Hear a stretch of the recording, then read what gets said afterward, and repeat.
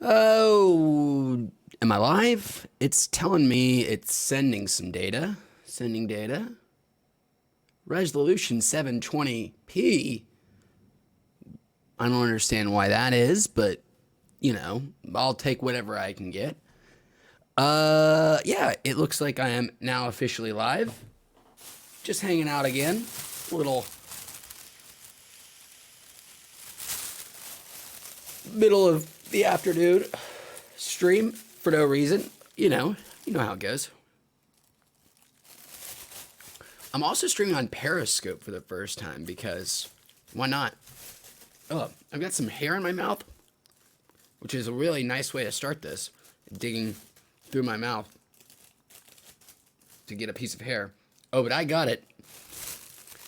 And that is an eyelash for sure. Migrated down from my eyeball into my mouth. Gross.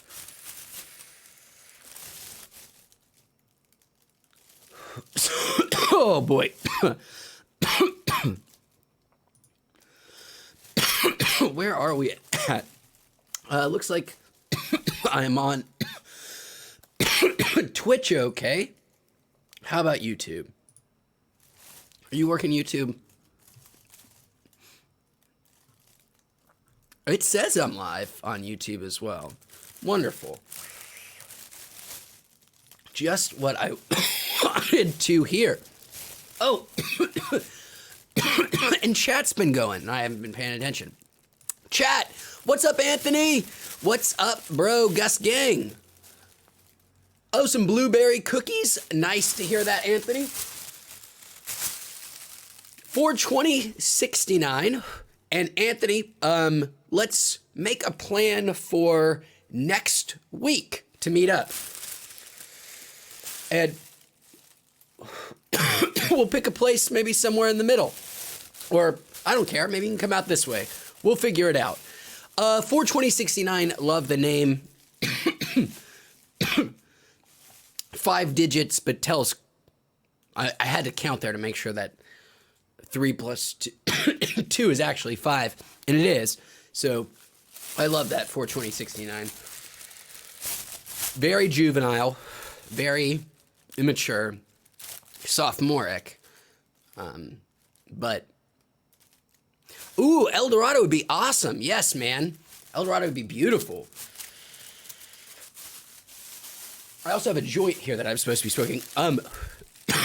So I ate 2 of my world famous chocolate chip cookies. That's the word. And by world famous, I mean nobody has ever had them but me. About an hour ago, and so I'm already starting this stream at an elevated high level, somewhere in the 6 range and going up. So Gus Gang says, just bought a Volcano yesterday. First of all, congratulations. Any tips? Gus Gang, let's see. I would vape at around 4.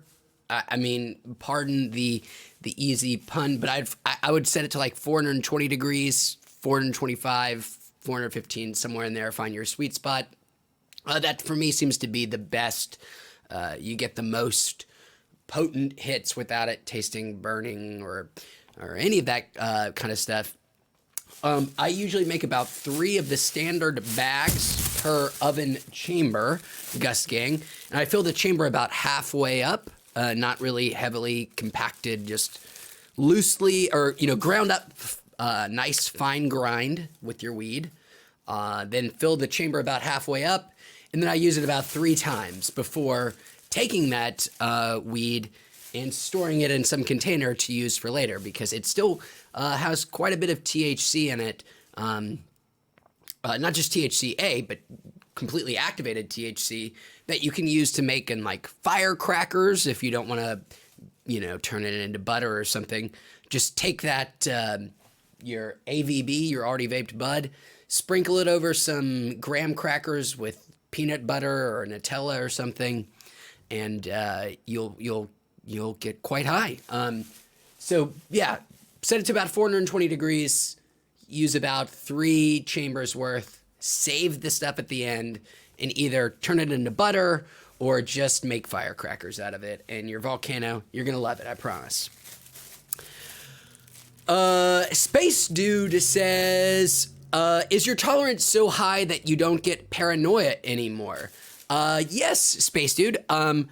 I didn't really ever get paranoia with weed. I mean, when I first started smoking, I would get that like, I first started smoking in an illegal state. So, you know, occasionally I would get like, if I would hear a noise outside, I'd think, oh God, are the cops coming? Just a brief flash of that kind of stuff. But no, not in a long time. And I never really was more paranoid than a fleeting thought of like, uh-oh, you know, is somebody gonna be knocking on the door telling me to knock it off? So luckily I've never been too affected. And at this point, I don't get even the slightest paranoid thoughts from weed. You know, I live in California where everybody is smoking weed all the time, constantly. So, you don't have to worry about that, like, oh, you know, is the smell getting out in the hallway or any of that kind of stuff. So, yeah, no paranoia for me, which I know I'm fortunate in that regard because not a lot of people experience that. Yes, Anthony, beautiful. We will do it next week, El Dorado.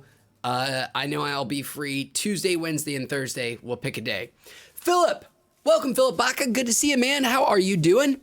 Monster Black, welcome back. He said, what's the best for making edibles, dabs or buds? Monster Black, I have never actually used concentrates to make edibles. I have an Ardent Nova, which is like the decarboxylator, the decarber, and you can actually decarb concentrate in there. You just put it in like a glass container, and you know it'll decarb as well, and you can use that for edibles. But I've never done it. I don't know why. I just, for some reason, I've never gone through the effort. But I have used flour exclusively, and it works pretty much fine. Great. I haven't tried too many edibles that I know from different, you know, pre-made edibles from companies selling them that use concentrates either. I know a couple that I have, and they were pretty good, but they weren't anything, you know. It just still comes down to how much THC you can get in there, and I would assume, you know, concentrates by their very nature, you could make more potent edibles in a smaller package with concentrates, but I just haven't tried it. But it is on the list of something to do. So, The Public Awakening, hey, welcome, by the way. That's a pretty cool name. He says, hey, long-time toker. Congratulations. Recently got my New Jersey, his medical card. Loving your channel. Well, thanks, man. Thanks for hanging out with us, Public Awakening, and congratulations in getting your card. Maybe you could fill me in exactly on Jersey's sort of where they're at in terms of legalization. It sounds like maybe they have recreational, or not recreational, but they have medical but not recreational, which would be cool, I guess. I hope, you know, they get medical soon, but it seems like the East Coast is more slow to adopt than the more adventurous West Coast. But I used to keep very good track of what state was at what level, and you know, but I have definitely fallen off, and I'm kind of unclear where everybody is at, you know, in terms of legalization. I'm pretty sure I know the majority of the ones that have total legalization, but I'm really in the dark about the ones that are just medical and to what levels they have medical as well, because it's changing so quickly. So, where are we at here? Space Dude, you're welcome for answering. I'm gonna finish this bag before it starts to get too cool on me. We have all our various toys again, which I'll cut to here. We've got ourselves a bubbler and a bong and a volcano. a joint ready to go here. Gus Gang says, have I noticed less carts going around? It seems like the trend is dying. My guess is you are absolutely seeing less carts being passed around, especially in the states without any sort of legalization, because people are afraid, and sort of rightfully so. If you are in, if you're in the East Coast, especially somewhere that is in a total desert, doesn't have any sort of legal states around you, whatever cartridges you're buying are likely coming from California. And the person, even if it's like a trusted brand, like, say Brass Knuckles or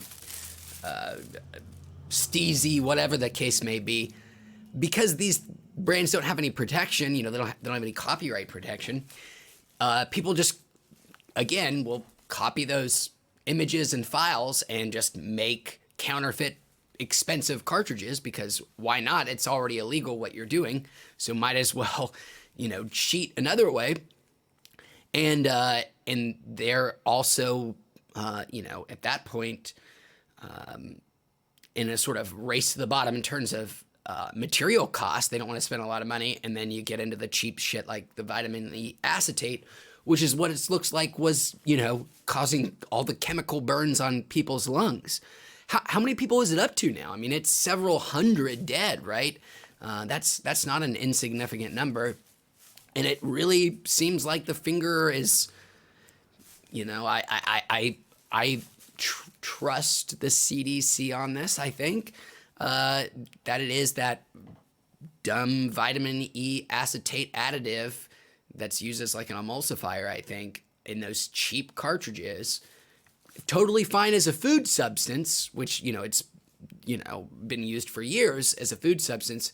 But when you aspirate it at high temperatures, it's never been tested, and it looks like your lungs don't like it. And so if you're on the East Coast, even if you're buying Steezy, Brass Knuckles, an expensive brand that you think, well, this is good, you can't know for sure. You just don't, and I wouldn't advise it. So that's why I think you're seeing less of it, because people are scared and they have some reason to be scared. Long answer. The Anthony says, oh, cool, man. Sounds good. David Elder, I bought a Santa Cruz shredder. Makes such a better grind than my cheap grinder. Santa Cruz grinder seems to be the gold standard. I have black tie grinders, which is another pretty good one. I've had it for 3 years now. It's worked great. It is starting to get a little worn on me at this point, and probably going to upgrade maybe to even a bigger sized grinder. I just have a normal, I have no idea what the diameter size of my grinder is, but I might upgrade to a bigger one and an even nicer one at some point. Whenever I make butter, though, whenever I make weed butter, I use an espresso bean grinder, a coffee bean grinder, which basically instantly turns an ounce of weed into something that you could, coffee bean size or coffee ground size dust. So I use that to make butter with. I don't know if I would use that though to burn stuff with, because it's so fine, it would burn so fast. But when making edibles, it's great. It's the easiest way to grind up a shit ton of weed in a very quick and efficient manner. Raul, glad you are here, man. I'm glad you could catch me live as well. Evan Klein says, I've had a Santa Cruz for over a decade. I'd be pretty sad if I lost it. Oh, wow, man. A decade with a grinder. That is a pretty good endorsement. Maybe I'll have to go with one of theirs, especially if they have one of those big, like 6-inch in diameter. That might be too big. I don't know. But a larger size than I have now. Especially if you've had it for a decade. David Elder says, the teeth on the Santa Cruz one is so much better for fluffy grind. Yeah, the one I have now, I guess it's just maybe I need to give it a good alcohol bath to get all the, almost invisible resin off of those blades. But I think they just dulled enough that they're slowly starting to fade. Oh, Anthony says Chromium Crusher makes a huge, almost 10-inch diameter one. I will have to check that out. Chromium Crusher. I'm Googling that shit right now. That's a fun name, too. It sounds like a monster truck rally thing. Sunday, Chromium Crusher. Oh, they're on Amazon.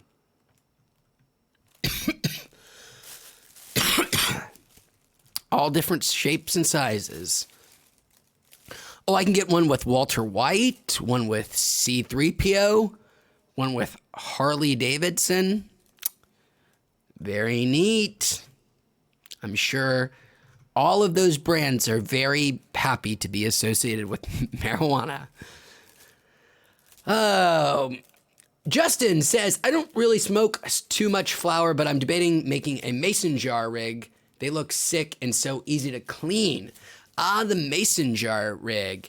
I have seen them before. I've never smoked one from one before, but they do look super neat. Generally, anything fastened from mason jars look pretty cool. The thing I've been really wanting is a fancy, what do you call them? A fancy gravity bong. That's it. The one where you use the water pressure pulling down on some burning weed and inhaling from that. I've used a sort of jury-rigged gravity bong before, using like just a 2-liter bottle with a hole poked out at the bottom and a cap retrofitted with a bowl on the top, and they're incredible. A fancy, nice one would be really wonderful, but they're really expensive, especially for one that's not just, homemade, but, a girl can dream. Scott Willis says, hello from Virginia. Well, welcome, Scott. Thanks for joining us in from Virginia. How is the, shit, I don't even remember what your state motto is, but I used to be your neighbor in Tennessee. Virginia, the turning blue state. But welcome. Elaine says, oh, back up. Raul's got one and only question. Do you recommend a Kiva or a Defoncé chocolate bar? I hear great things about both effect and taste-wise. That's because they are both great, Raul. My slight preference would be, at this point, would be a Kiva bar, only because the Defoncé bar is a very big chocolate bar that only has 90 milligrams of THC, whereas the Kiva bar, which tastes not quite as good, but still very good, is much smaller and is 100 milligrams. So you have less to eat and it's more potent. But the Defoncé, if you eat lower dose edibles and you're splitting it among buddies, it's probably the way to go, just because you can break off huge chunks and not get that high. But if you're looking for just like the best sort of bang for your buck, I would go the slight edge over Kiva, but you're going to get your money's worth out of either of the two. Both great. Elaine says, hello from Montreal. Well, thanks for joining in, my Canadian friend. Thanks for hanging out with us. I'm glad you guys have, as a country, wisened up. Hopefully we'll follow suit, not just piecemeal down here. Excuse me. Jeffrey says, been a while since I caught a stream. You're on flower now, I see. For the moment, I'm actually also on, I don't know how to dose my edibles, but I would say probably about 150 milligrams of THC just by feel. which, don't don't quote me on. I don't know what I'm talking about, but I would say, based on my experience, which is quite extensive with weed edibles, I would say probably about 150 milligrams of THC I took about an hour before the stream started. And now I've just done one bag and a lot of talking. It's time for a joint. Virginia is for lovers. Thank you, Justin. Oh my God, that's it. Of course. God damn it. How did I forget that? Because it's such a weird one. I do not think of Virginia as for lovers. I think of Virginia as a place where they catch speeders. That's the first thing I think of about when I think of Virginia is do not speed in that state. The second thing I think about is slaves. The third thing I think about is the University of Virginia, which is a great university founded by Thomas Jefferson, which makes me think about slaves again. And then that makes me sad.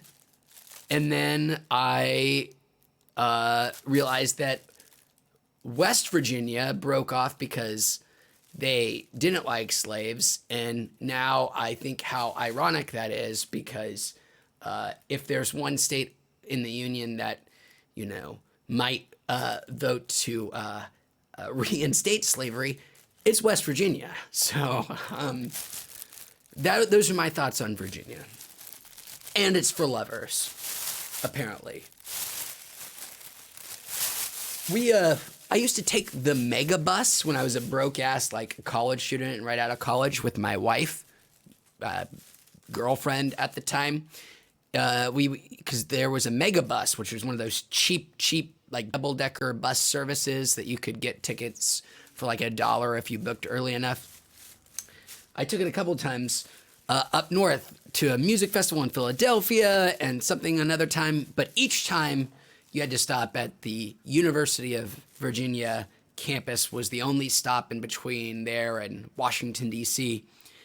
And there was only a red eye route, so you were always stopping at the University of Virginia at 3:30 in the morning, picking up bleary-eyed college students going to God knows where. But that's another thing I think about Virginia. Deep thoughts. Okay,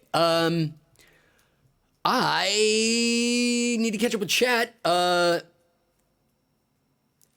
I am gonna go with AIFG. AIFG. I wonder what the story is there. Bomb Gorilla Glue. I'm a Gorilla Glue #4 guy myself. I don't really believe in strains, but if somebody said, hey, what's your favorite strain? And I didn't want to go through a spiel about strains, I would say, oh, Gorilla Glue #4, just to make it easier. And AI also lets us know that LA in the house. I never know what to say about when people that aren't from the West Coast say, oh, where are you from? Where do you live? Because I live in Long Beach, which is the second biggest city in LA County. It's a city of 500,000. But I don't think a lot of people even know it exists, Long Beach, because it's it's just overshadowed by Los Angeles, which, we're in the same county as, it's the same county, but we're a completely separate city of a substantial size.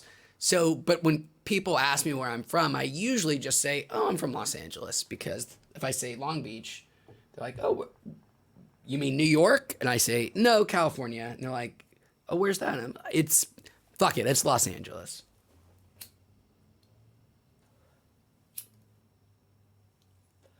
I will admit, I was kind of ignorant. Before I moved here, I was ignorant of Long Beach. The only impression I had of it was from media, and it didn't have positive things to say about Long Beach, which is ridiculous because Long Beach is incredible. Love this city. But not a lot of people know about a city that's, 500,000 strong. Anyways, where are we? Elaine says, got high with some spray I got at a local SQDC. I'm not sure what SQDC is, but, and I'm not even sure what spray is, Elaine. Maybe you can elaborate on that. Spray sounds both kind of gross, but also very intriguing. Virginia is for lovers. It's their slogan on their license plates. Yes, I remember seeing a lot of Virginian license plates in East Tennessee with that just bizarro slogan on it. I never understood it. I'm sure there's some historical reason for it. Elaine is feeling quite good, flying high, but not too high. So, no Icarus for Elaine. Icarus was the one who died. Daedalus was his dad who didn't die. Is that right? Icarus was the one who flew too close to the sun, and his pops was Daedalus, and he survived. A long time since Greek mythology. Okay, where are we at? Justin says, I think you're right, David. My brother lives there right now, so that's how I know. Oh, that's, you were in with the Virginia's for Lovers because you've got a brother in Virginia, which, as a state, I mean, there's some really cool spots in Virginia. Still talking about Virginia. Didn't think we'd be having so much conversation about Virginia. My wife has been to Richmond recently, and she said it was amazing. She said it was a beautiful, beautiful place. There's just, and it's politically an incredibly interesting state, Virginia. It's very dynamic and changing rapidly, but okay, that's the last word on Virginia. I'm serious. I don't know why I keep talking about Virginia. All right. David Elder says Canico makes great chocolate now too. I know they used to make the chocolate for Flavor X, but I have not tried any of their own chocolate. I haven't seen it. If I do, I will try it instantly, and I will assume it is great because Canico is always great. AIFG says, I came across you on a Gorilla Glue cartridge review, new to your channel for Amen. Well, thanks for joining us, AI. I'm glad you found us and are hanging out. Don't forget to smash that like, he says. What are the other things you're supposed to say? Hit that bell. Tell your friends, tweet, whatever the new hot way to share stuff is, be sure to do that. I'm on TikTok now. I'm not on TikTok. I'm not even on Snapchat. Oh, I am on Instagram. Never mind. Can't say that. Holy shit, I am so behind on chat. Let's go. David Elder says Virginia equals backcountry podunk. Parts of it for sure, but parts of it are quite lovely and growing quite nice. AIFG says no channel gets left behind. That's a very nice sentiment. Los Angeles King, welcome.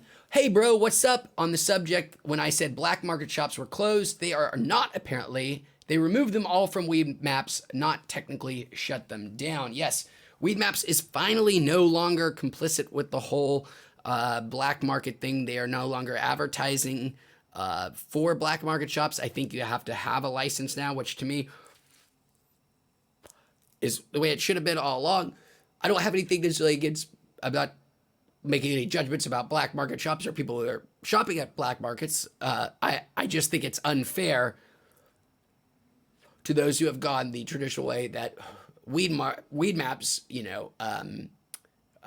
sort of ranked them in the same way, although they easily could tell which ones were legit and weren't. And they were also then funneling customers, unwitting customers who thought Weed Map, is the authority on these things to black market sites, which might have, cartridges that aren't safe for them. Anyways, so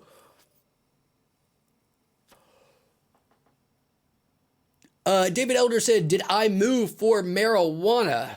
No, I wouldn't say it wasn't a perk for moving, but my wife's company had a position that opened up out here, and we wanted to be out of East Tennessee regardless. And I was already consuming weed at that point, so I thought, California, that sounds great. So I can't say there was no part of weed that didn't factor in the decision, but it wasn't the primary reason for sure. David Eller says, do you buy Prop 64 buds or do you black market? At this point, David, I exclusively, well, yeah, I pretty much exclusively buy legal stuff. I used to buy stuff at the black markets to do some more reviews because there were a lot of big products that were still being sold that were black market. But I haven't been to one in some time now. Again, I'm not judging anybody who uses black markets or opens, runs them. For me, it's largely just convenience. I am literally where I live. There is a dispensary 1 block this way and 1 block this way from me. And so I don't really need, whenever I need weed, I just get my walk down the street. Although I do sometimes still order delivery because I can order in bulk from some places and get some really good deals. So, who knows? But I don't think the delivery services that I use are black market, but I actually don't know for sure. They're advertising on Weed Maps still, so I assume that means that they are not. Because, again, Weed Maps did not differentiate. They didn't let people know, even though they could have. All right. Phil DeHai, welcome Phil DeHai, by the way, says, Long Beach is highly ranked in best ran cities. Well, I'm glad to hear that. I love it. I think it's a dynamic, really responsive city that is willing to try things, is willing to experiment, and not at all like areas that I come from before. And I love it, and I'm glad to see that somebody on some list recognizes it in some way, because it's awesome. Los Angeles King says, Long Beach sucks because they don't have any black market shops, and they are all expensive. That is true, Los Angeles King. No black market shops anywhere in Long Beach that I know of. I'm sure there's probably somewhere that are run out of some basements or, some empty storefront or whatever, but I don't know of them. They're not easily accessible. They're not, advertised. But the pot shops here are quite expensive. Our taxes are very high, but God damn, is there a lot of weed in Long Beach. As I said, I live between 2 of them. There's another, I can, within 15 minutes, I can walk to 4 dispensaries. Within half an hour, I can walk to 6.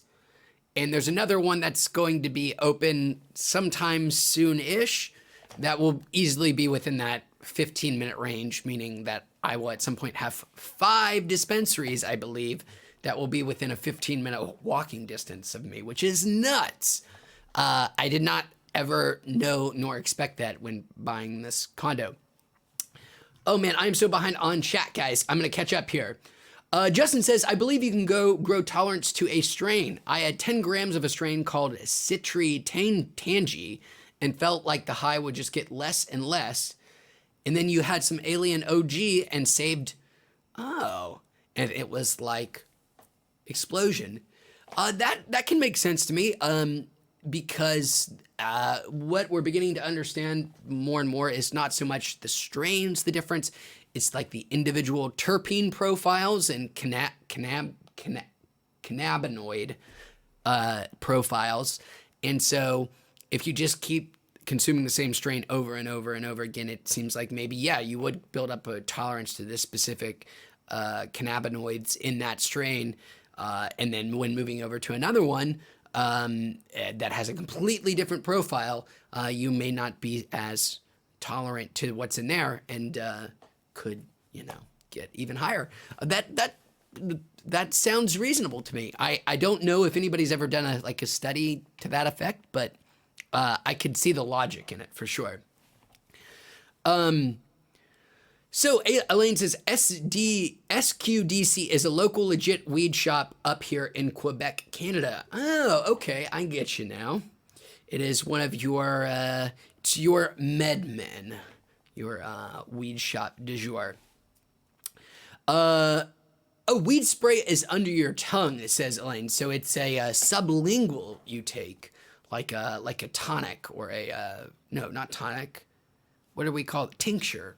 That's the T word. Yeah, Elaine, I've definitely done some tinctures before that are like that, and I enjoy the fact as well that you can kind of up and down the dosage to whatever you want, whenever you want, at whatever level. Bones90 joins us. Well, welcome, Bones90. Glad you could join us. Well, thank you for sharing us, AIFG. He says he's putting us on blast out there, which we appreciate.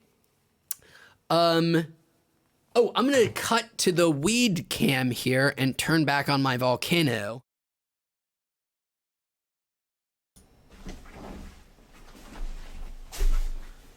Oh, hello. I didn't see you guys over there. So I let my volcano cool off, and now I have to let it warm up another 200 degrees. So I'm going to try to...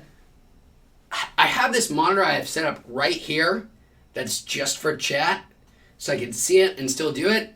And I said the last time I was going to do it, and I literally just have to plug another HDMI cord into my desktop, but haven't done it, and so I can't really see chat. So I'm sorry.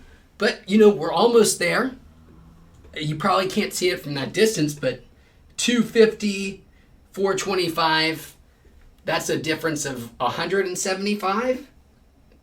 Oh, God, I can't do this math right now.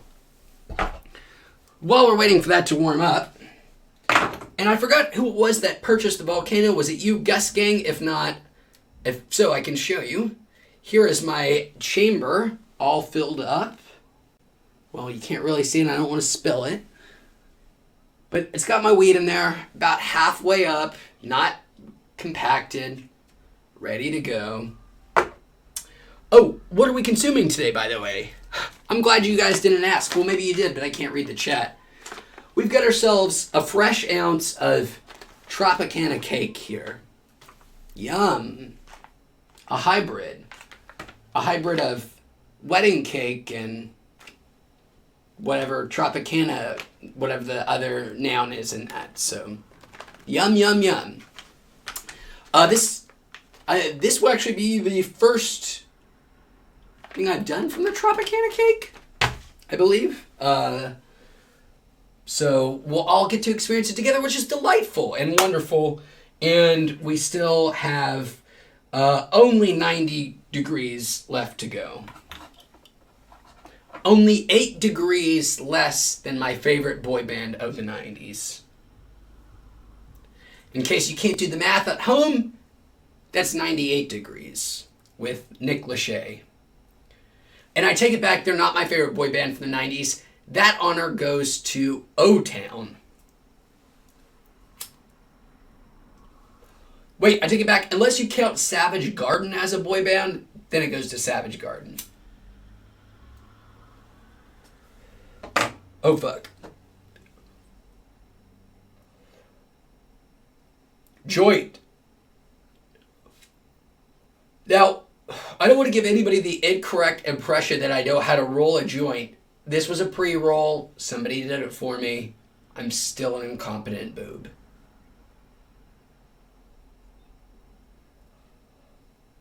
Also,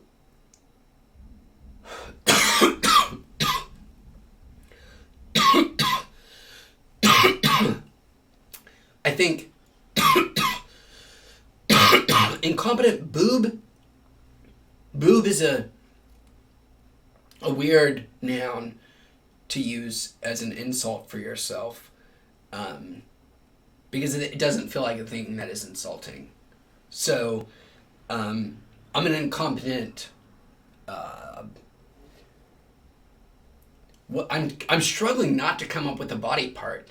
I'm thinking any other thing other than just some body part, and all I'm coming up with is body parts. An incompetent. God damn, just fingers, toes, sexual organs, all just coming to mind. Maybe oaf. Oaf. That's an easy one. Anyways, calling somebody a boob is gendered.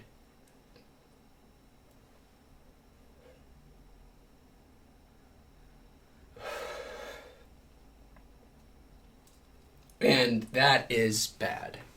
I'm not here to lecture. You can call anybody whatever you want.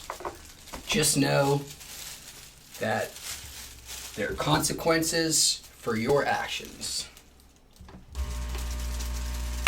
But also not really anymore, it seems like, right? It seems like we're in a space where actions are devoid of consequences now. But I don't mean in a physical sense. I mean, always there's every action has a consequence, but I just mean in terms of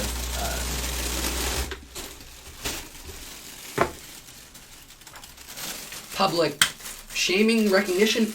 I'm not really sure where I was going with that, but I'm just saying.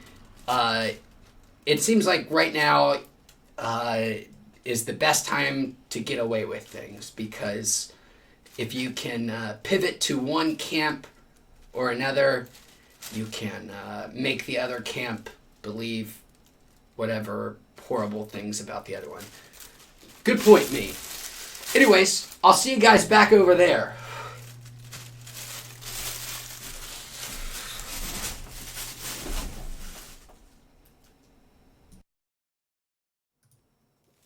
Wow, I'm back. Okay, guys, I'm gonna go up on chat. Bones90 says, true story, I'm somebody who recently got pneumonia from vaping counterfeit cartridges. Bones90, I am very sorry to hear that. Bones, would you mind telling us where you are from? Are you in an illegal state? Do you live somewhere where you can purchase carts legally, or did you purchase it from a dealer who sold you a cart? And what brand was it that got you the pneumonia? And most importantly, Bones, are you okay, my friend? Because that is awful. I'm really sorry you had to go through that. So Bones Dunny says, when I checked into the hospital, my blood oxygen level was 70%. It's supposed to be like 93 plus. That sounds pretty dire, like a 20 percentage drop, 25 percentage drop. That seems really bad. Holy shit. AIFG says, we will go to you, Plug and Play, man. Yes, you are. I think so. Thank you. I believe. I appreciate that. Plug and Play. Great brand. So Bones, yeah, I am sorry, man. And I know you probably told me that a couple of minutes ago, and I'm just now getting caught up on chat here, and I am sorry. Holy shit, I was really, really behind on chat, man. I am sorry about that. I hope you're okay. I hope you're still out there in chat, because that's terrible. Los Angeles King says, I love black market shops, very cheap prices and good quality. As long as you know, the guy who's running your black market shop and you trust the stuff he gets, go for it. If you don't know, there is some small inherent risk in going to one, but, if you trust him, enjoy your discount. I say go for it. Elaine says, love your channel, by the way. Thank you so much, Elaine. I really appreciate that. Nice feedback.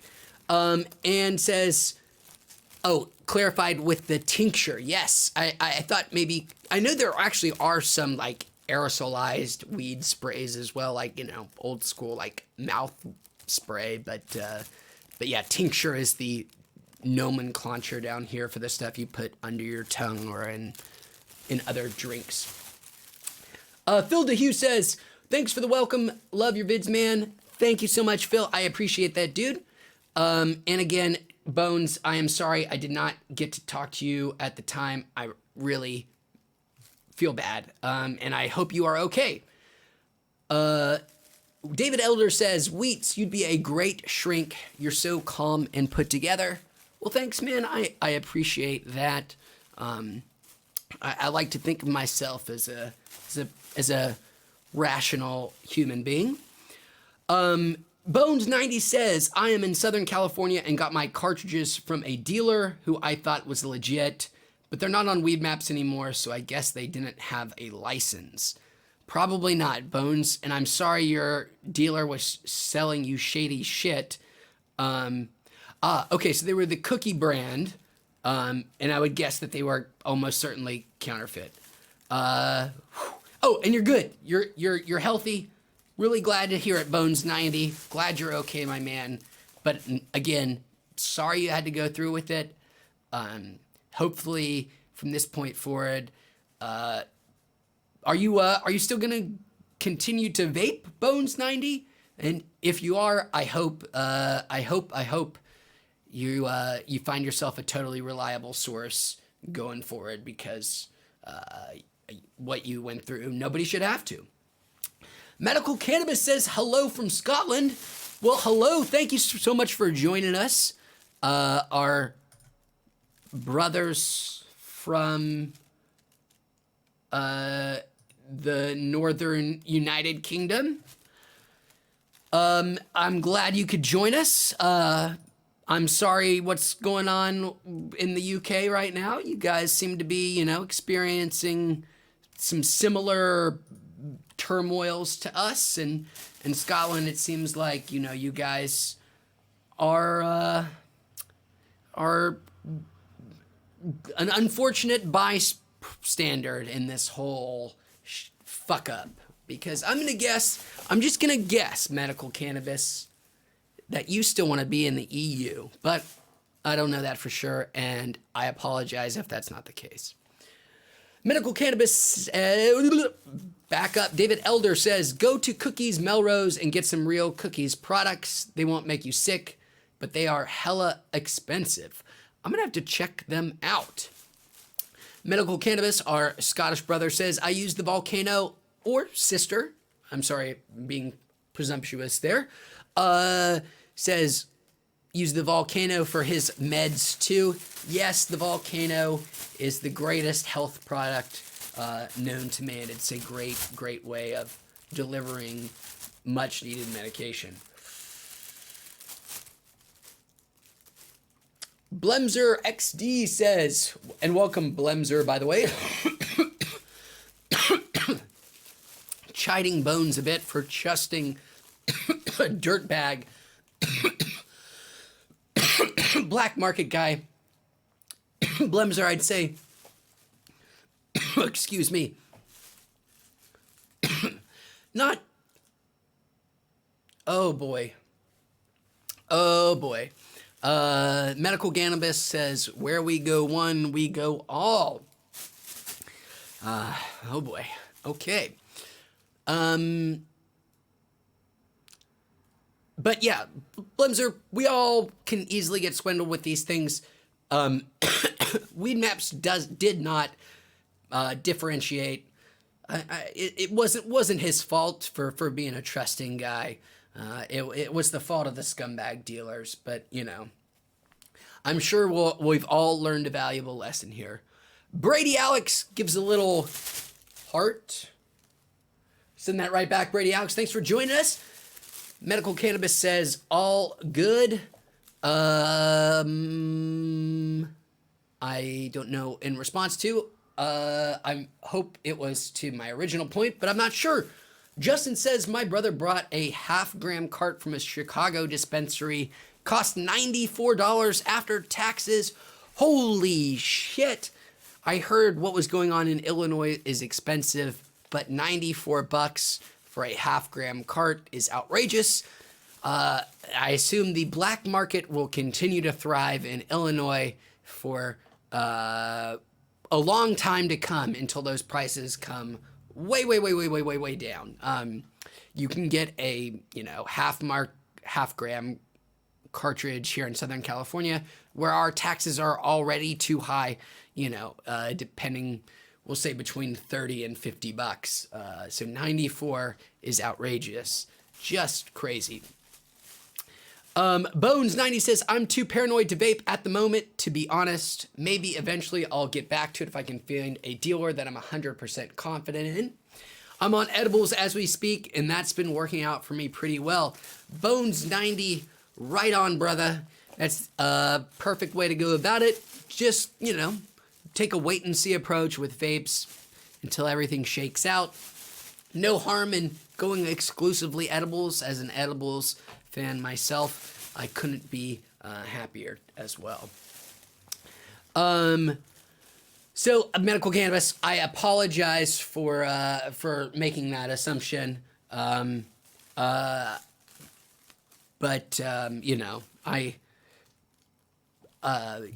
luck, Britain or United Kingdom. It's going to be a bumpy road for everybody. And I can honestly say, I hope it works out incredibly well for everybody involved. That's what I hope. I hope everything just works out A-OK for everyone. Mad Crypto, welcome back. Mad Crypto says, get high, brothers. That's what we're doing, my friend.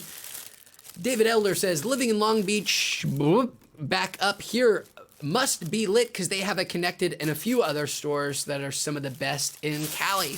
Connected is in there are two Connecteds in Long Beach. One like right off the freeway. The other one in swanky ass Belmont Shore. That is one of the ones that I said is within a 25-minute walking radius from me. It is really nice. They do have great products. And again, that's just one of the dispensaries. That one's about a 25-minute walk. There are four within about a 15-minute walk from me. So yes, Long Beach, especially the Alamitos area of Long Beach, is fucking nuts for how much weed is out here. It's pretty crazy. It's still, even living here, living in the, sort of ground zero for it, and having been involved doing wheats now for how long have I been doing this? 2 or 3 years? I can't remember, honestly. I think 3 years. It's still surreal. It is still surreal. Just walking down the street and seeing weed everywhere you go. It's a crazy feeling. Medical Cannabis says, also the Volcano leftovers get used to make my cannabis oil. Right there with you, Medical Cannabis. The cookies that I ate before this very live stream were made from AVB from my Volcano, and they were incredibly good. So that's my number one favorite thing about the Volcano, even above the fact that it makes my favorite way of inhaling weed, is that you get such great AVB at the end that you can reuse for still quite good edibles or tincture or whatever. Bones90 says, he was pretty ignorant about weed and dispensaries, to be honest. I assumed if they were on weed maps, they were 100% legit. Bones90, you are not wrong for believing that. Weed maps 100% was being disingenuous and dishonest. They knew, they could have known, they did know for sure what was legit and what wasn't, but they take hefty fees, advertising fees, for being on weed maps. And so if you remove the illegal dispensaries, well, that, takes away a lot of potential customers. And so they were motivated by greedy profit motives, and leading to, again, customer confusion. And you just got taken for a ride, and it's, not your fault in any way, shape, or form. You can point it at both the guy selling shady shit and weed maps for turning a blind eye for that all-important dollar bill, y'all. Okay, Justin says, Bones, why not just hit up a recreational dispensary? Don't you live in California? I wouldn't trust people with carts other than a licensed dispensary. Delivery services, I guess Justin would be my guess as he was looking for delivery service, because there's still some Southern California communities that have no dispensaries. There are a few in Orange County, there are a few in Los Angeles County that don't allow dispensaries of any kind. So, if he lives in one of those communities, or if he just lives far away, you go on Weed Maps, you think, oh, this is legit, but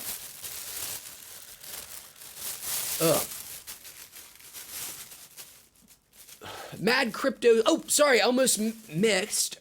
Quentin Porsche. Welcome, Quentin. Sup, man? I broke the first pipe I ever bought a couple of days ago. A real heartbreaker. I remember breaking my first pipe as well. It's a real rite of passage. And says, I must have had it for at least 13 years. Holy shit. I think I had my first pipe, for 6 months before I broke it. That is a heartbreaker, man. There are a lot of memories in that piece of glass, I'm sure. Maybe you can, take some of it and put it in the bottom of a new bong or something, in the bong water, so that it will always be with you in some way.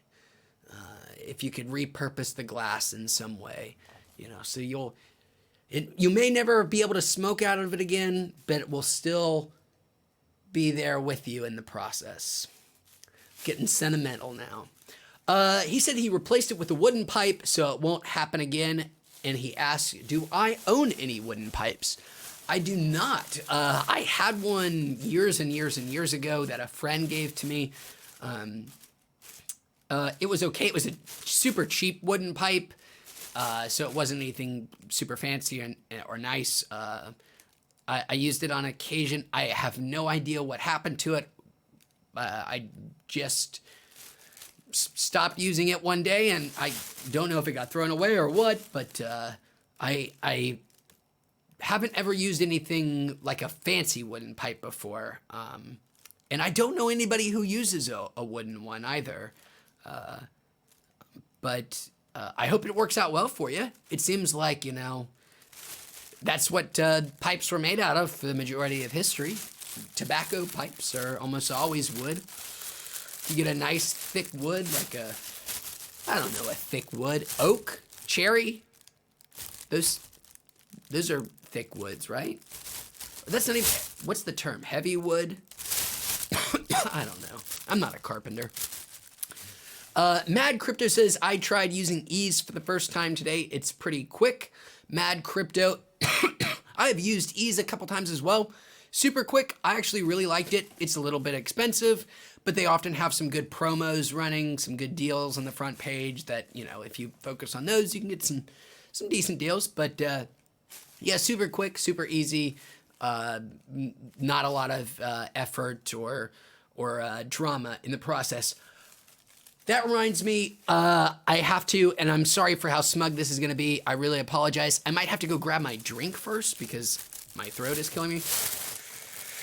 Talking and smoking and talking. You know how it goes.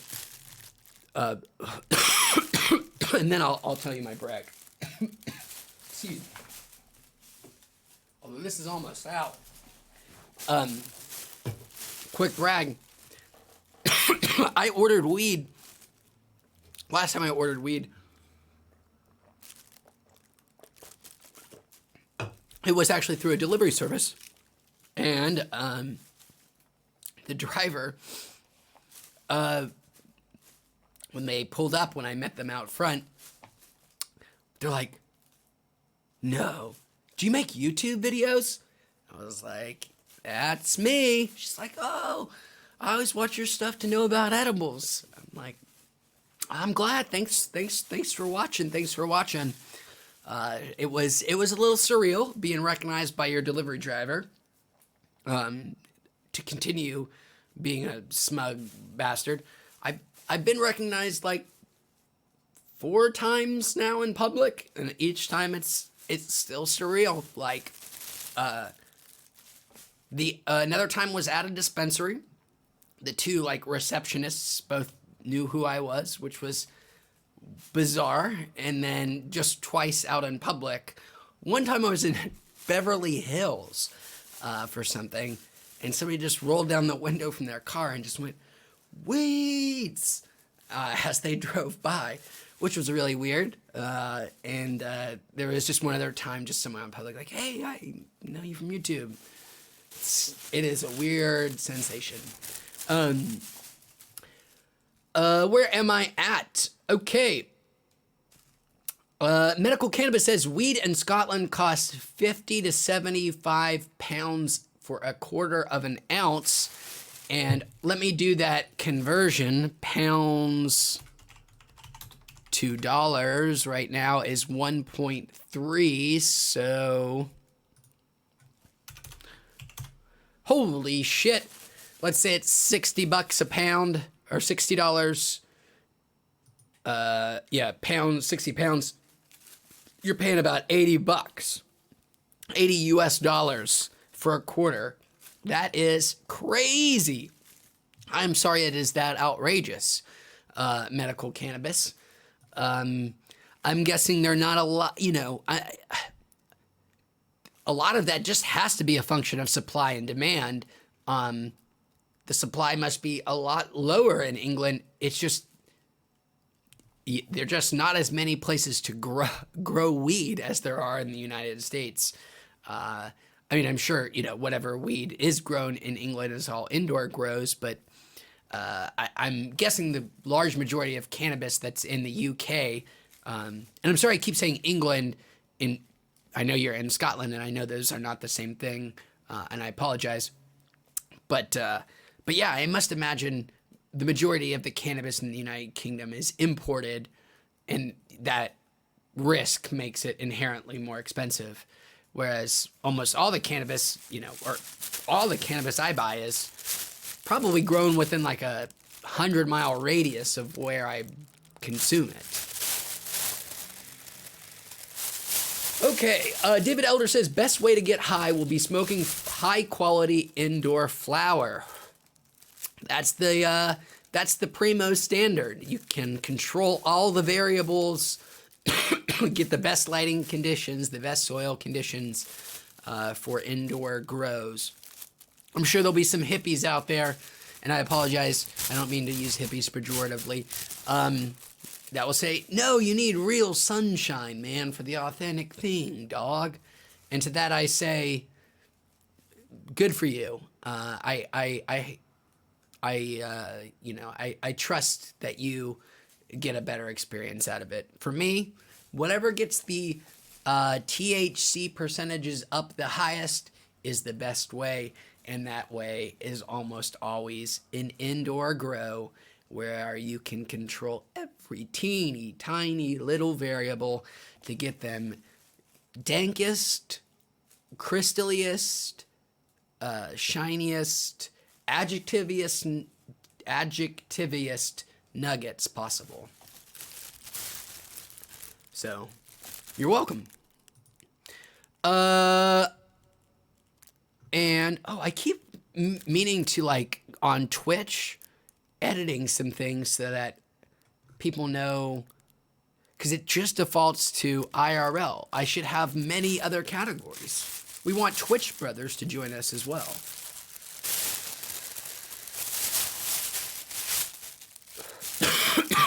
Son Goku says, 2 full gram Steezy cost me $75 here in California. That's a good deal on 2 full grams Steezies. Excuse me, Son Goku. That is a very good deal.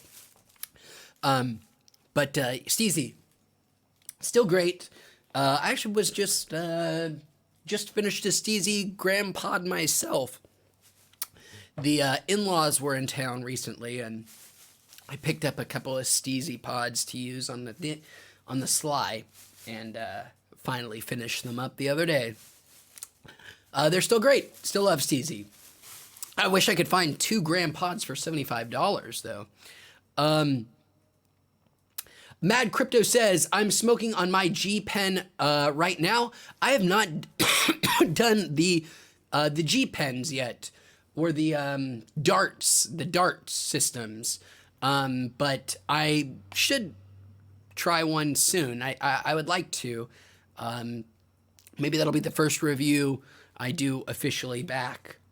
Not sure yet. So Blemzer says, who's tried Blue River? Not me. What is Blue River, by the way, Blemzer? Not sure what it is. Mad Crypto says, cost me $50 total for a half gram. That's not a bad deal. And Blemzer asks, aren't they charging over 30% taxes in Long Beach? Yes, they are. You get a slight, 5% discount on one of the taxes if you have medical. Not a whole 5% discount in total, but 5% of the Long Beach city tax, which probably equates to 1.5 or 2% of the actual total tax. But yes, it's over 30%. I don't know what the exact number is. It's probably closer to 40%, I would think. Let me Google it, actually. I'm now curious. Long Beach marijuana taxes. It's ridiculous that it seems like Google still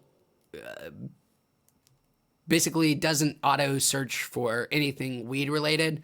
The search bar won't auto complete for anything weed related, which just seems to me like they're saying, that's an anti-endorsement because they're not going to basically make it easier for you to look at weed things, which to me is still, it's like Google, come on, get with it. But that's not, okay, so this only says 15% taxed by the state of California and 10.25 by the city of Long Beach, but that's not all it is. It's higher than that. Oh, it does look like they are going to reduce it in Long Beach, though. At some point. There was a city council meeting in December talking exactly about that. So I hope that goes down. Medical Cannabis says, a constant fight to get the meds. If not, then it's on the free morphine for me. Medical Cannabis, I hope they allow you to do the way less harmful and addictive thing. And if weed, if cannabis, if marijuana is what helps you manage your pain or anxiety or whatever ailment morphine would substitute in for, well, that wouldn't be anxiety, mostly just pain. Yes, it would be preposterous for the government to say, here, stick with this addictive opiate, get away from the harmless, terrifying weed. So I hope they get their asses on straight. That's not a thing, asses on straight. But maybe we just created that. Get your ass on straight. As a way of saying, get it together, man. Hey, dog, get your ass on straight. We got to get this something. Okay. Medical Cannabis says, I get free morphine for my broken back. Broken back, I am sorry, man. Back pain is the worst. But can be jailed for buying his own meds, which I assume he means as weed. Yes, of course, it is absolutely, positively preposterous that is the case. It is just one of the wild, laughable injustices that are slowly causing the world to crumble around us. It is one of many, but maybe one of the more egregious ones, that a government is trying to shovel free, addictive opiates into your mouth to keep you away from a harmless, addictive, well, physically addictive substance like marijuana. It's insane. It's one of the things that's just causing us to, everybody to say, what the fuck are we doing? Why are we doing it this way? You know, it's gonna cause us all to kill ourselves in the end, but weed is great, and it's insane that the UK cannot acknowledge that. Okay, Blemser says, that's true, I live in Southgate, California, and it's one of the cities, for some odd reason, there is not one legit dispensary. Sorry about that, Blemser. That sucks that they are one of the backwards ones. Oh my God. I am way far behind on chat, and I'm sorry. Florida Grown says, damn, you get it poppin'. You should have got the driver high. Don't know what that means. I am really far behind. I'm sure I would have understood in context, but I don't now. David Ringler. Welcome, David Ringler. Also, welcome, Florida Grown. He says, what's up, brother? Not too much. How about yourself? Medical Cannabis says, mine is grown within a 10-mile radius. Your weed is. That's really nice. That is some real fresh weed. David says he's got a Dart and a PAX pod. It does seem like everybody's got at least two kind of different vaping systems. I have the, I have a PAX. I have a plug and play, I have a Steezy, and I have, of course, several standard 510 batteries, but I do not yet have a Dart. It's one of the few that I don't, but I do anticipate getting one at some point. David Ringler says it is about $50 for a pod or PAX pod there in Pennsylvania. I would say that's probably about a $10 premium from here in Southern California, David Ringler. You can usually find them. I mean, some places, you know, if you go to a really nice dispensary, you're going to pay some extra, like a MedMen. But usually about $40 for a half-gram pod for one of those, I would say. Courtney X Love says, why is your whole personality weed? Courtney Love, that's a great question. Well, I'm not defending myself. I hope this doesn't come across as defensive. But this is a show where I am talking about weed. Pretty much, you know, that is the topic, and that's a lot of the questions that people ask. I love talking about other things that aren't weed. I love it. Weed is not even my favorite thing. Believe it or not, I wouldn't even say weed is in my top 5 favorite things. It is not even my top 5 favorite things to talk about. It is just a subject that I have some expertise in, and people, I think, sometimes like listening to me yammer on about.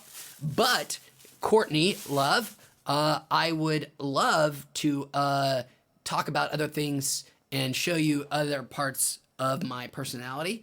Maybe we could talk about Kurt Cobain and what you did to him. You know, I still haven't forgiven you. I don't think anybody should forgive you. We know what you did, Courtney Love. We could talk about that if you want. We could also talk about... we often talk about, like... existential topics here. We almost always get into the fact that I don't believe in, you know, I'm a true determinist. That is almost always a topic that comes up. But give me a topic, and I can promise you I can bullshit about anything, Courtney Love. And I'm sorry, I hope that, again, did not come across as defensive or like I was trying to drag you there. Not at all. It was a very valid question, and I'm glad you brought it up. I am just, if you have anything you would like for me to talk about, give me an excuse, and I promise you I will yammer on just as incessantly and as aimlessly about that as about weed. Whew. Wow. Okay. David Ringler, that was a long answer. Tony Tokes, welcome, Tony. Just ran and got a Moxie half-gram lemon cookies and banana OG. Testing at 98% THC. What does that even mean? 98% THC? That's insane. That sounds incredible. I'd love to know how much that cost, Tony Tokes, if you don't mind me asking, if you don't mind divulging. And please let us know how good it is, because 98% THC is just insanity. Oh, you just answered my own question.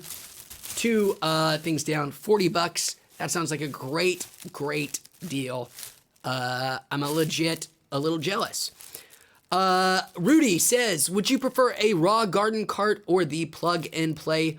Well, Rudy, plug and play to me, I have not had one in a while because I was not vaping for a while there.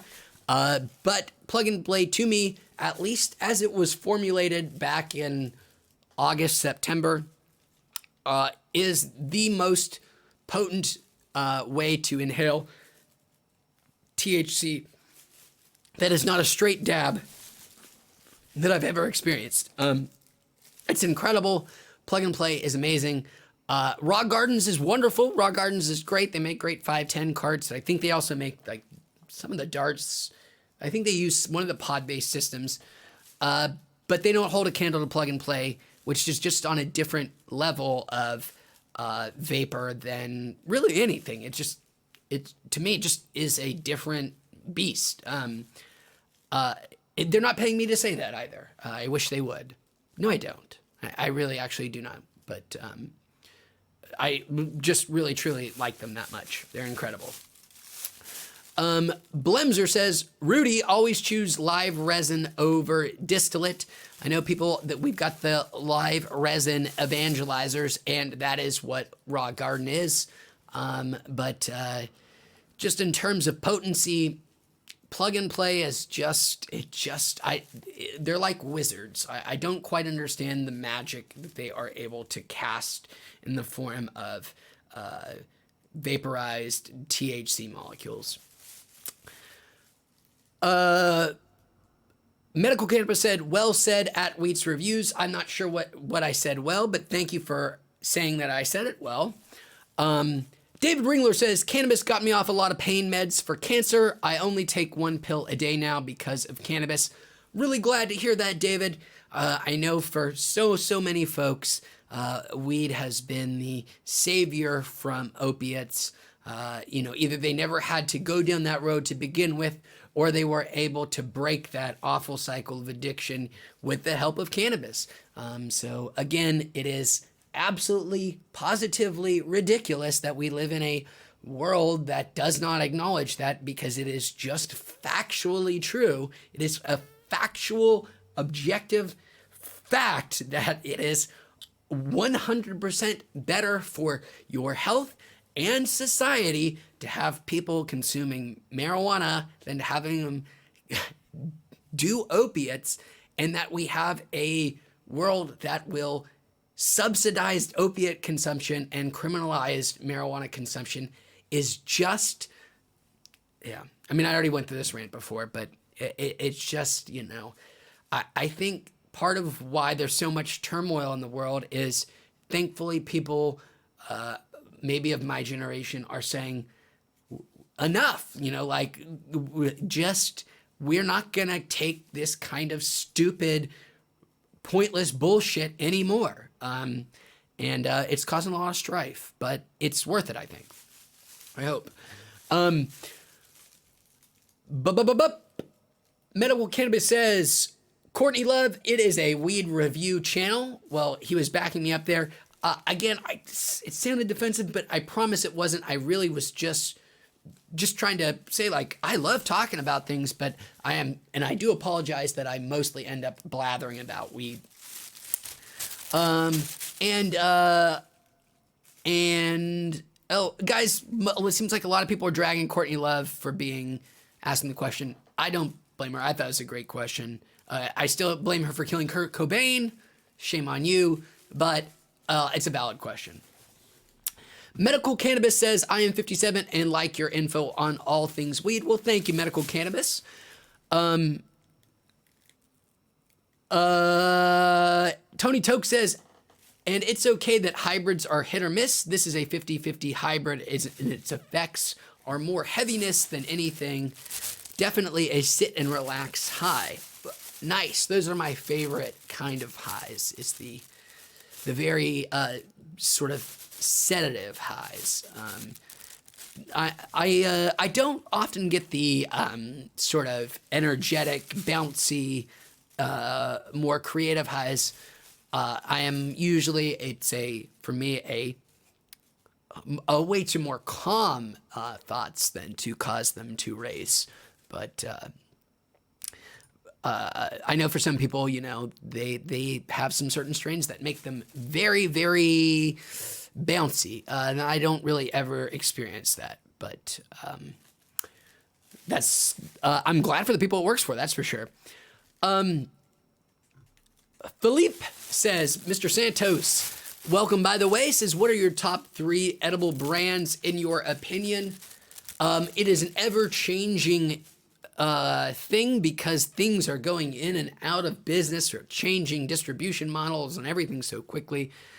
But I would probably say of the things you can reliably find at most places, Kiva is still top tier. Their chocolate is incredible. Canico is still around in a lot of places. I don't see them as much as I once did, but they are definitely still out there. They are up there. They make a wide variety of things. All of them great. All of them I can recommend. I'm gonna pick just a gummy company that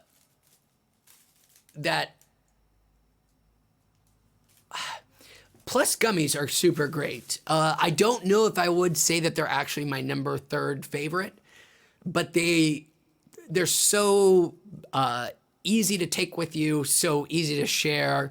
They taste pretty good. I mean, they taste really good for weed gummies. They're as potent as advertised, and it's about one of the better size to high ratios on the market. So I would just throw them out there just as not another cookie / chocolate maker, as some variety. But those 3 brands you definitely can't go wrong with. I would say as number 1 right now in terms of spread, it is the biggest, it's the easiest to find, and it is 100% reliable. If you can find Kiva, just go with Kiva. They make gummies, they make chocolate bars, they make little chocolate ball things with like blueberries or espresso beans. They are all great. I can't recommend them enough. So yeah, Kiva. I'll say that because you can find it and it'll do the job. Tony Toke says, I'm an indica guy. I am an indica guy too, as far as, again, I'm not a big believer in strain or indica sativa. It all really comes down to what an individual person's strains are, yada, yada, yada. But I would say, on the whole, I like indicas more than sativas. But, it varies. Oh, shit, I have to go back to the Volcano cam. It is cut off. It's turned off again.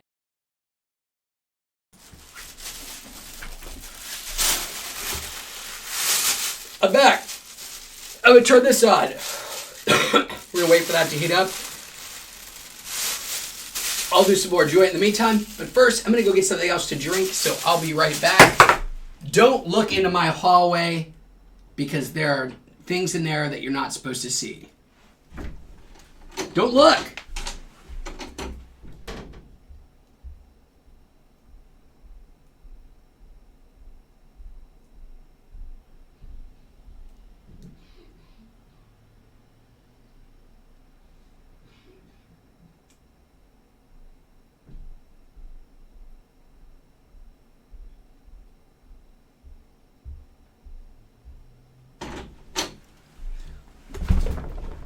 You sons of bitches better not have looked.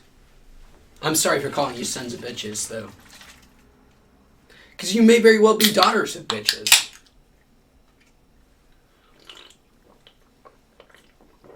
Or non-binary bitches.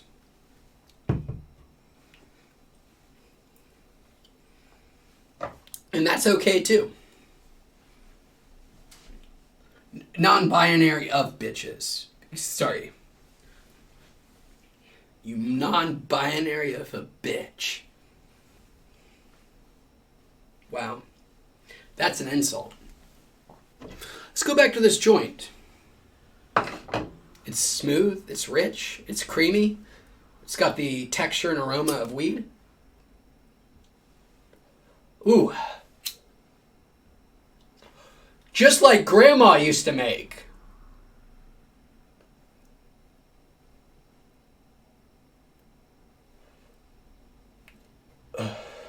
Oh, that reminds me of my granny's sour D.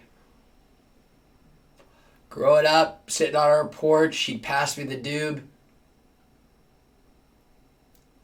She'd go, "Don't choke, you little puss." And I'd go, and she'd go, "Ah, my grandson's a little bitch." And I would say, "I'm going to outsmoke you one day, Granny. Just you wait. One day I'm going to be big and strong and I'm going to smoke the biggest joint ever." And then she said, "Joke's on you, grandson. Smoking weed at this age stunts your brain." And I said, "No, it doesn't." And she said, "Yeah, it does." And I said, "What's a brain?" And she says, "See?" And I said, "See what?" And she said, "Shut the fuck up." And I did. And that's the story of the time I smoked weed with my grandmother.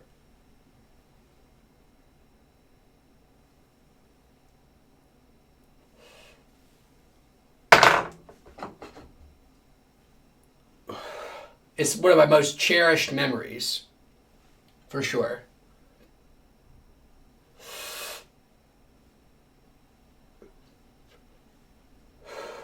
She died of cancer 2 weeks later.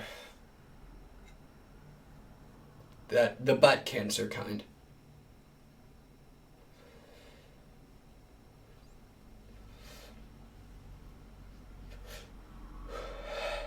I know that story turned into a downer, but butt cancer is a serious cancer.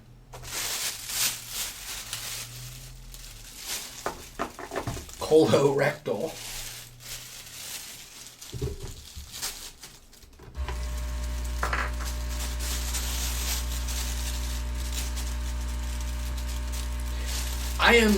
I think I just made light of colorectal cancer, and that's not nice, because it is terrible, and I think it's supposed to be excruciating, so shame on me. I will try not to laugh at colorectal cancer again.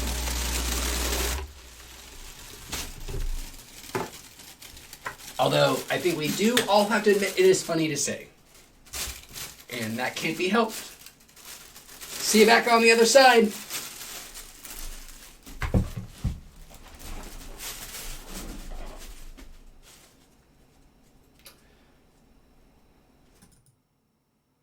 I'm back. Okay. Medical cannabis says you grow your own as it's sunny there and weed is easy to grow. Medical cannabis, I wish I could. It is. I live in Southern California where space is at an utter premium. My postage stamp condominium costs more than I dare ever think about, and so I don't grow my own. I would love to at some point in the future, but it is just not feasible. I mean, I could buy one of those, setups that you can basically have the whole thing in like a zip up canvas bag and, app controlled, all that. But I have not done that. I'm willing to say it's something I would never be interested in, but I'm just now, after like, I think 3 years, not 2 years, I think 3 years of doing wheats. I think I'm just now getting into making edibles. So growing wheat is probably years and years away at this point.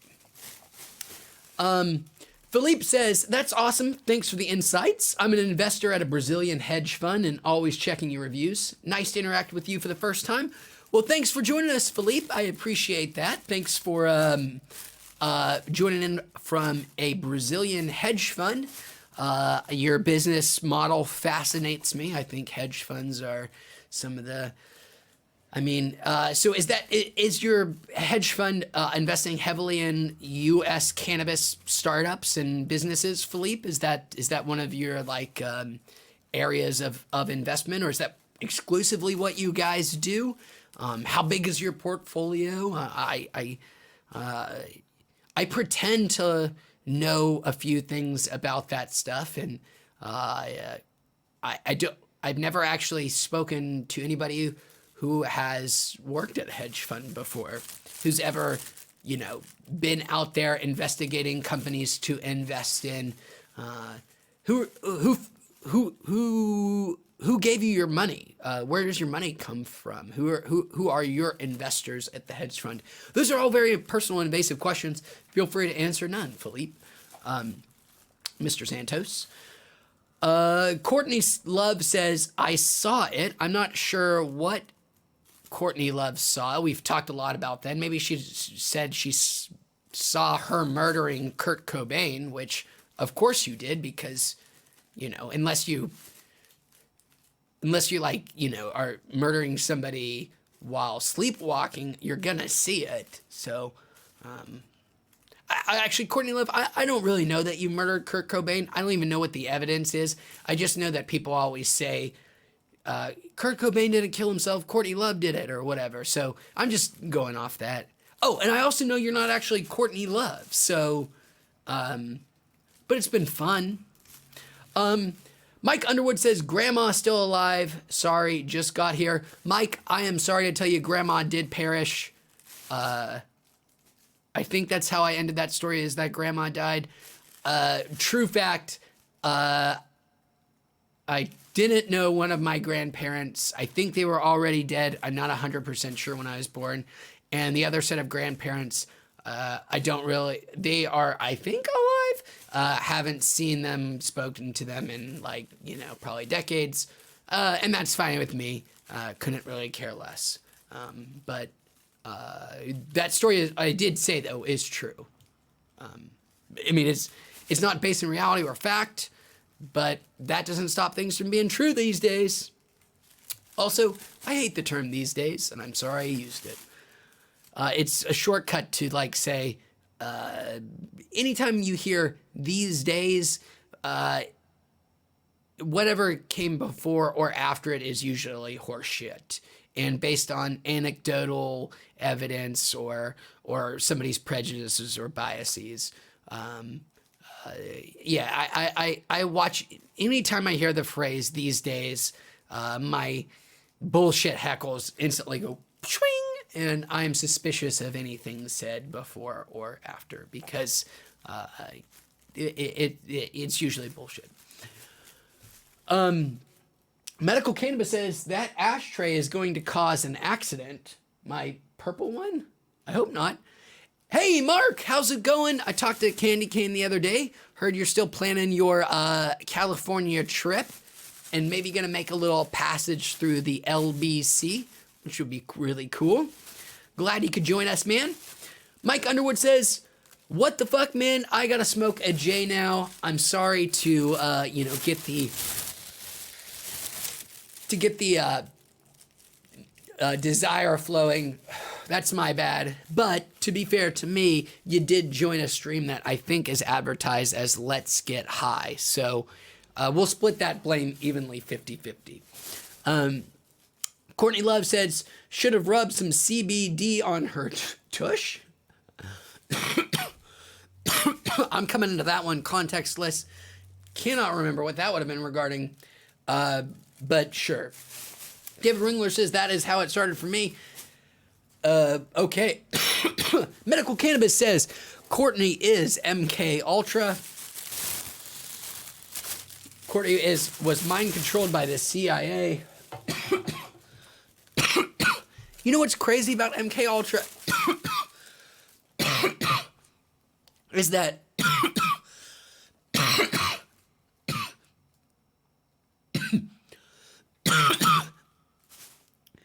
all of that, so much of that crazy shit is 100% true and verifiable and admitted to by the CIA.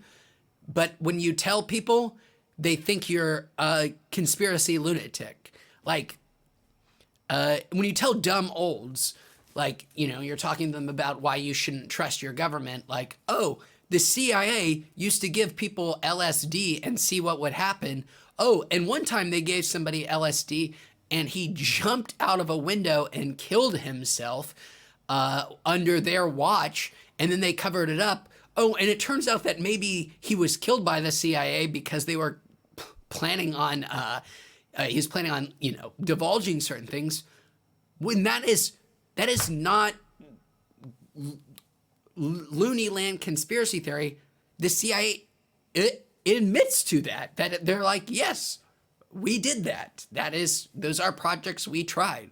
When you tell people that was the FBI or the CIA, I think it was the CIA that was doing like bizarre behavioral experiments on college students, and one of those college students ended up being the Unabomber and had a truly traumatic experience. I mean, an awful experience with this thing, and it may have informed his decision to become the Unabomber.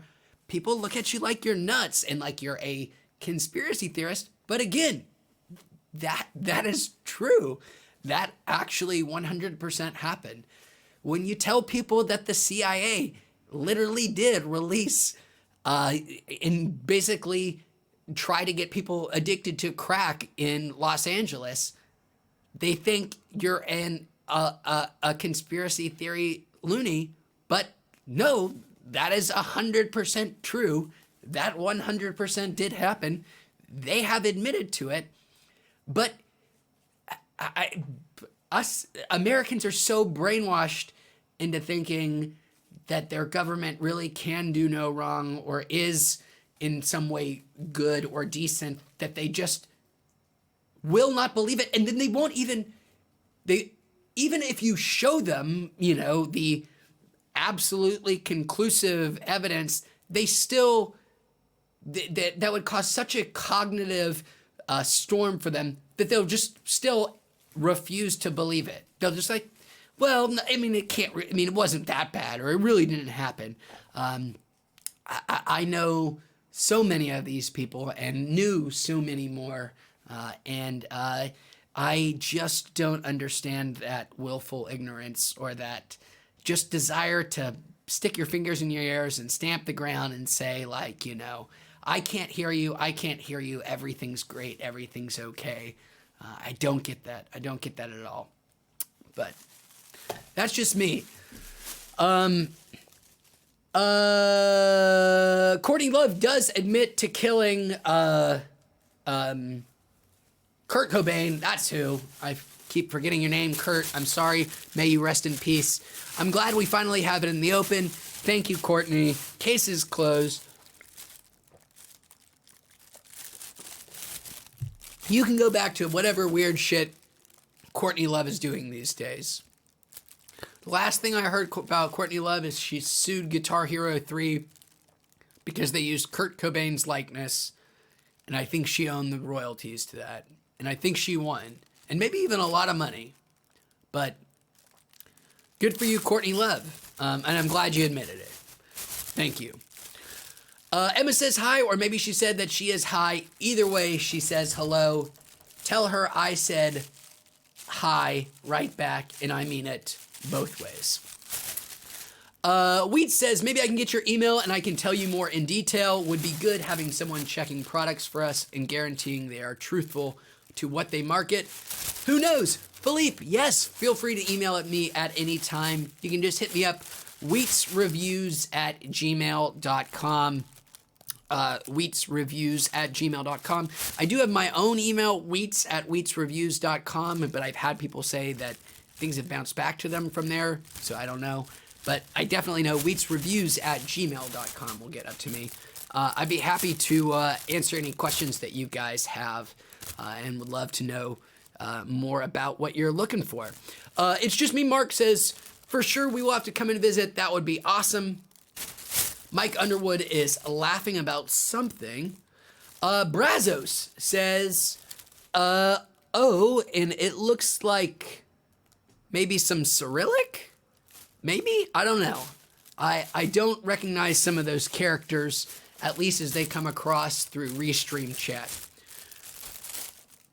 Excuse me, I just burped. I have to do a big draw here. Before this, oh boy. Let's get going. Okay, big draw.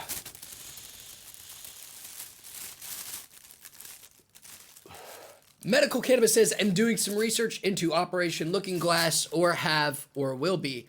I am not sure what Operation Looking Glass is. I wouldn't doubt if it's something nefarious that the U.S. government has done. And I also apologize if I just came across as a wacko, but I promise I'm not being. Everything I just said there is like, a true thing that actually does our government has admitted to. Like, or like, the fact that the government knew that, like, how many black men, 300 black men or whatever, had syphilis for years and refused to tell them just so they could study the effects of what it did to their population. That's a real thing. But I digress. I'm getting into some topics that get you in trouble. Not with the government, just, they're political and nobody likes talking about politics. So we'll move on to a new topic.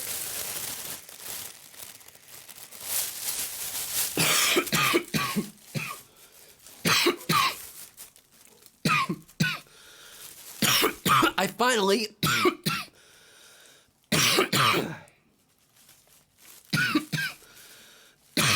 excuse me. Mike Underwood says, woo! How is it living in California? Most I know is moving out. Oklahoma just went legal, and I'm not sure about recreational. Take that in a few parts there. I'm going to address the I know most are moving out.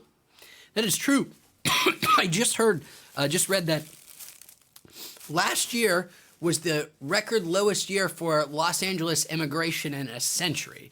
It had the smallest population immigrating into this city. I think it might have even gotten contracted in size, Los Angeles. People, middle-class folks are being squeezed out of living in Southern California. It's just happening. Most are moving to Texas, which I know there are a lot of resentful Texans about, but so many Californians are going to Texas where they can buy a home cheap, or at least much cheaper than here, and, pay less in taxes and all that. So that is a definite phenomenon of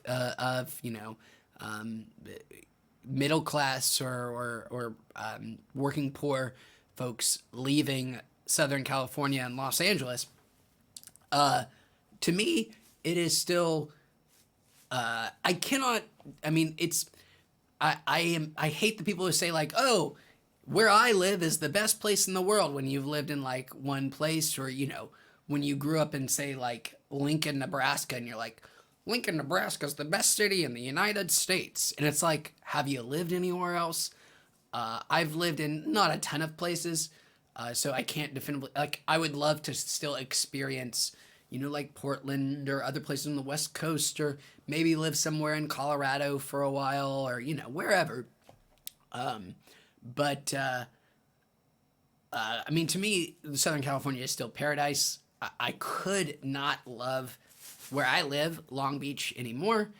I'm very fortunate. I happen to live in an incredibly nice area in Long Beach. I just got very lucky. My partner and I uh, found a very insanely good deal on a condo and happened to be in a nice area. Not a nice building in an area, but I love Long Beach.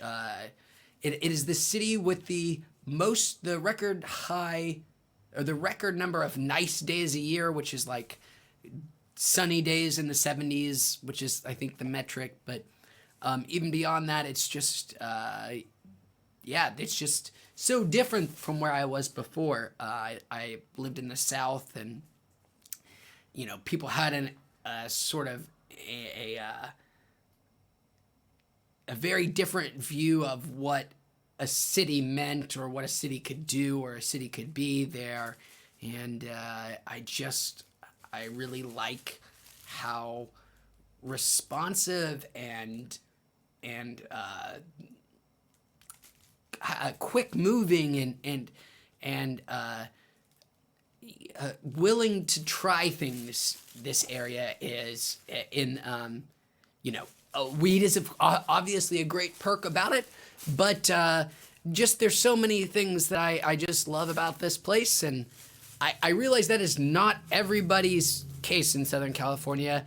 I am in a very, very, very, very incredibly privileged position to say that, and I recognize that. I'm extremely fortunate that I can do this, but if you are in that subset of people, or you can get as lucky as I did, it's wonderful. But it is also extremely expensive, hostile to, new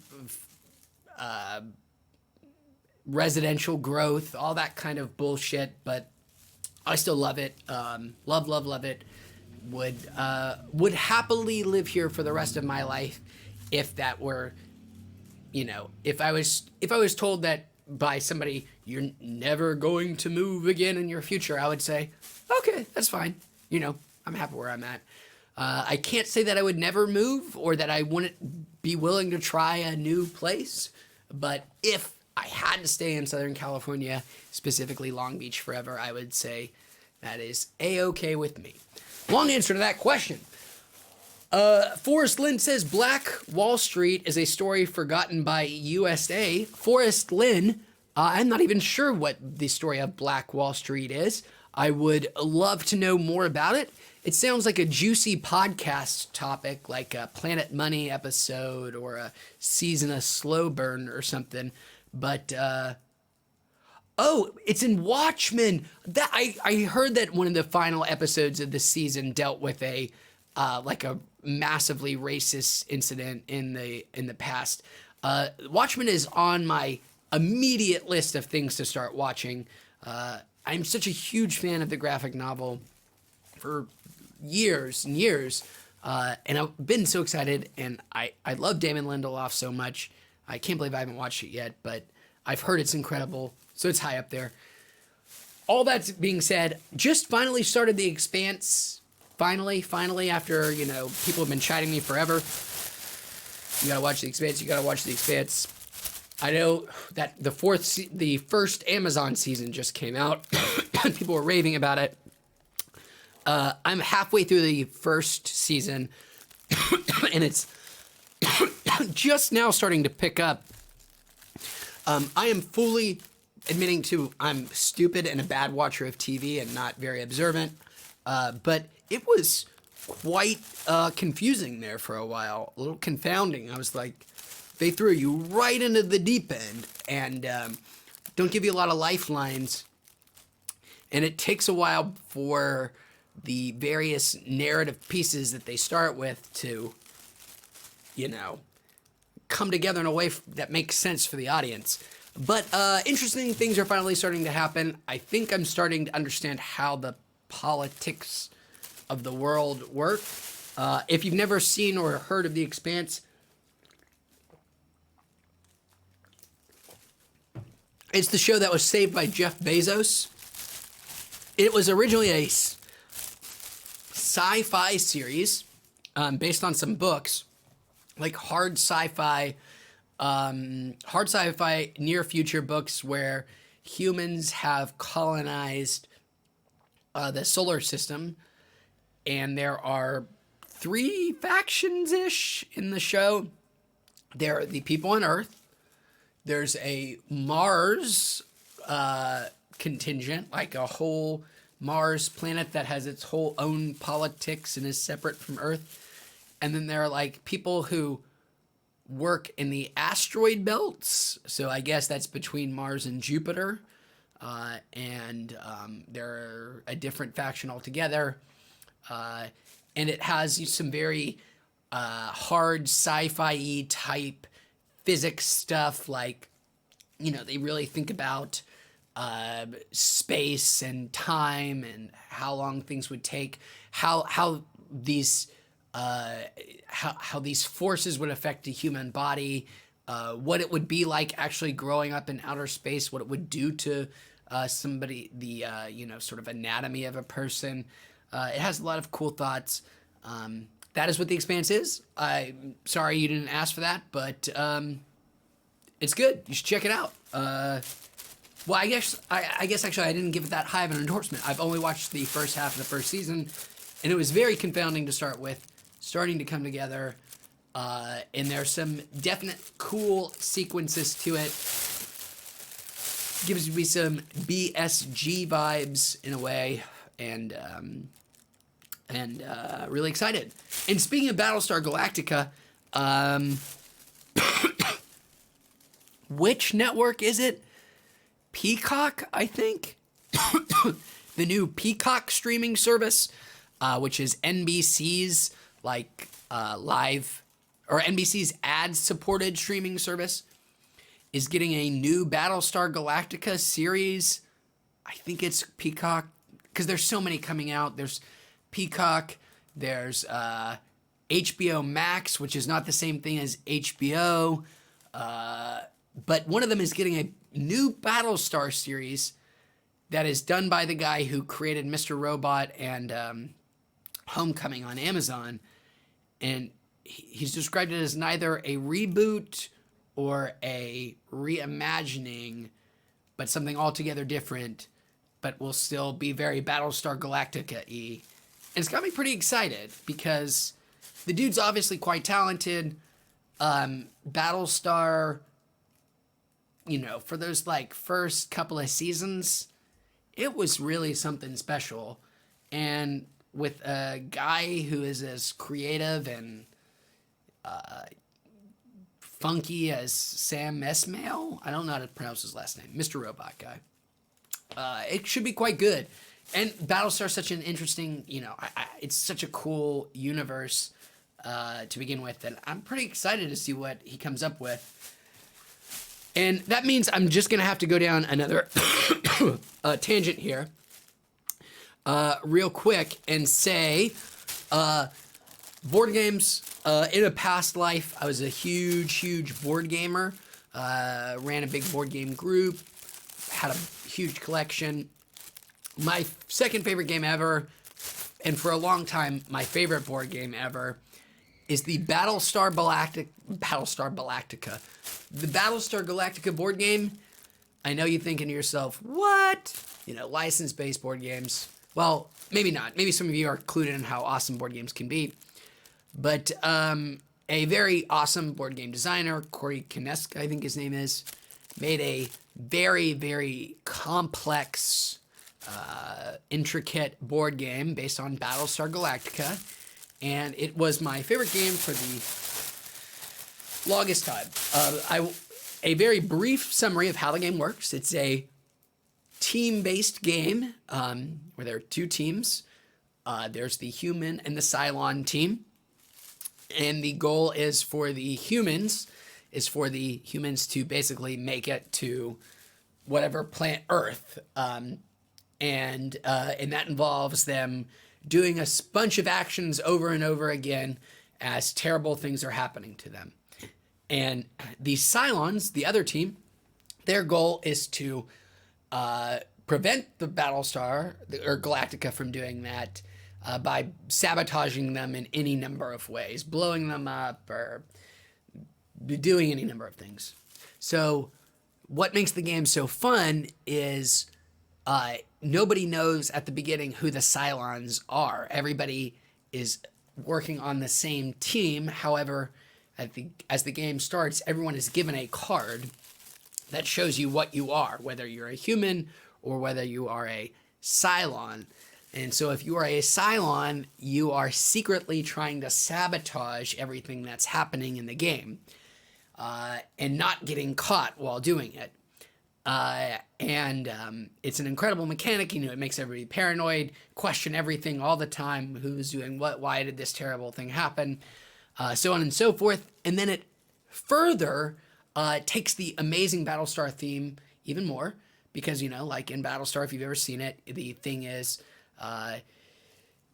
all these humans are escaping of all their worlds have been blown up. They're on one last ship, but they've been destroyed by a bunch of evil robots. But these evil robots can look like humans, and they know for a fact that some of these evil robots are infiltrated among these surviving humans. So that's why you have Cylons and humans in this thing. In the show, there are people that there are Cylon human people that don't even realize they're Cylons until they get activated at some point, and then they will do something treacherous. They truly believe they're humans. So the game replicates that by having a mechanic where halfway through the game, everybody draws an additional card that will tell you whether you are a human or a Cylon. So even if you figured out who the bad guy is to begin with or have some suspicions, there's a whole new round of paranoia as assumedly another person has been activated to come and sabotage you. It takes a long time to play. It takes a long time to learn. But my God, if you've got a group of 5 or 6 people that are willing to learn the rules and sit down and have some fun, it is about the best way to spend 3 hours. I played Battlestar Galactica probably 40 or 50 times back in the day. It is literally like a 3-hour board game, but it's incredible.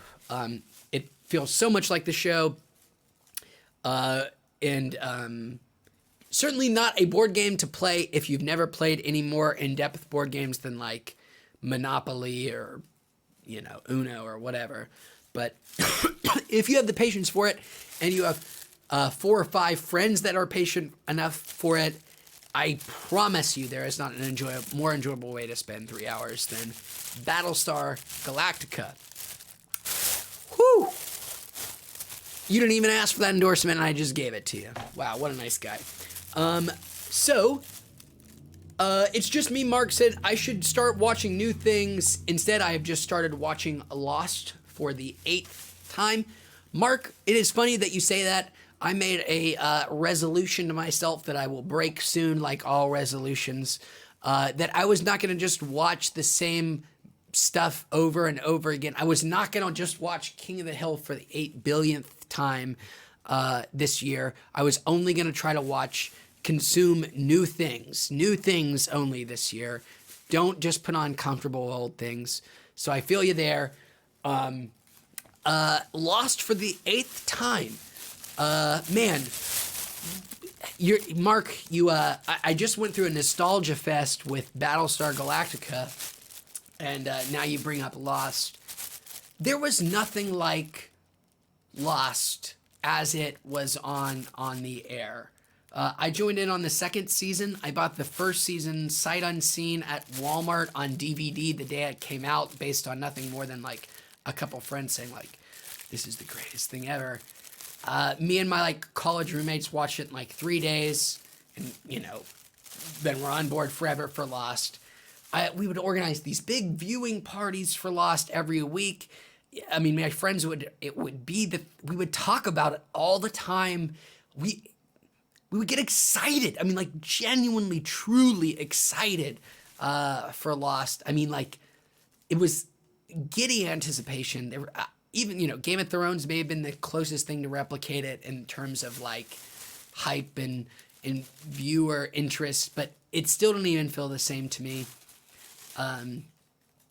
I watched Lost so many times as it was airing. I have never, ever gone back to it since it aired, since the finale aired. I can't believe it. I mean, I do, I realize it's more about the journey than the destination. I don't hate the ending as much as some people. I do think it was a letdown, but that I still can't deny that I loved everything that came before it. So I'm surprised I haven't come back to it.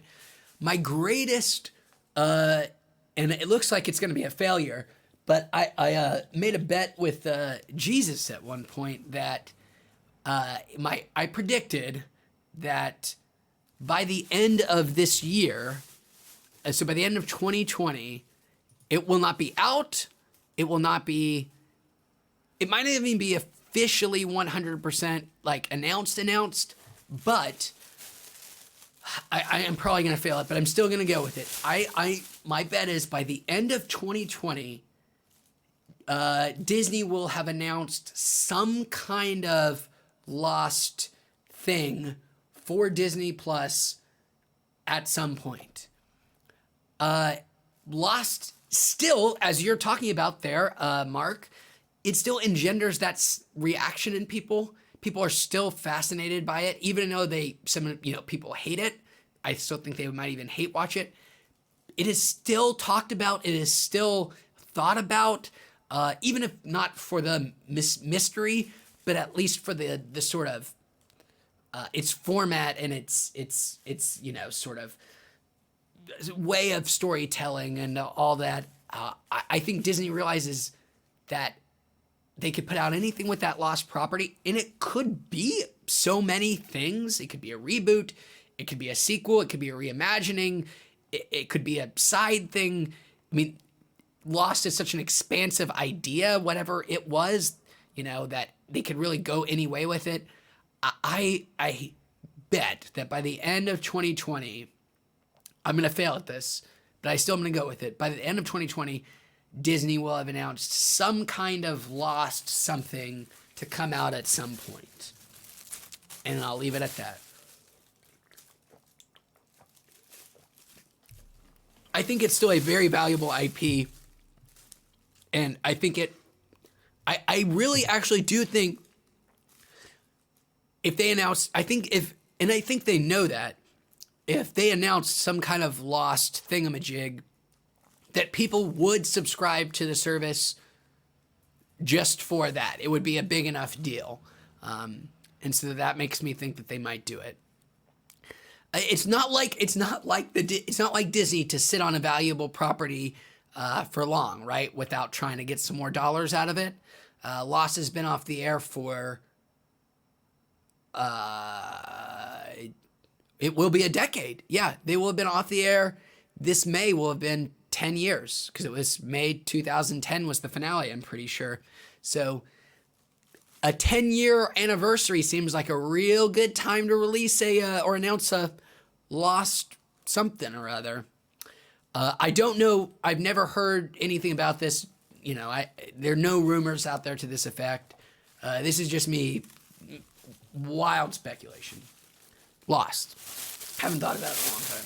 Other than that. Okay, where are we at? Willy Wonka, welcome Willy Wonka, says new vamp movie coming out called Morbius. If you're familiar with the comic books, can't wait. I am familiar with Michael Morbius. I know the, Spider-Man anti-hero somewhat. I know him really only through Spider-Man. I don't know him as his own guy. Like, I'm sure he's probably had his own series or something at some point, and I don't really know much about it. I know him, how he came to be, who he is, what his deal is. He's a living vampire. He's not an actual vampire, yada, yada, yada. The trailer is bizarre in the way that it is and is not in the Marvel MCU or whatever.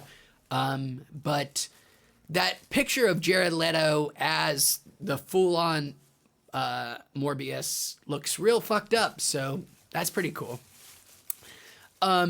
Justin says, "Damn it, Bobby. which, yes, damn it, Bobby. I mean, I'm trying not to hear damn it, Bobby for a whole year if I can do it. If I can not listen to watch a King of the Hill for an entire year, that will be some kind of victory for me. But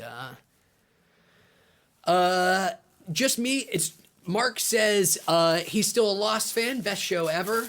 I wish I should rewatch it at some point just to get a nostalgic kick in the nuts, if nothing else.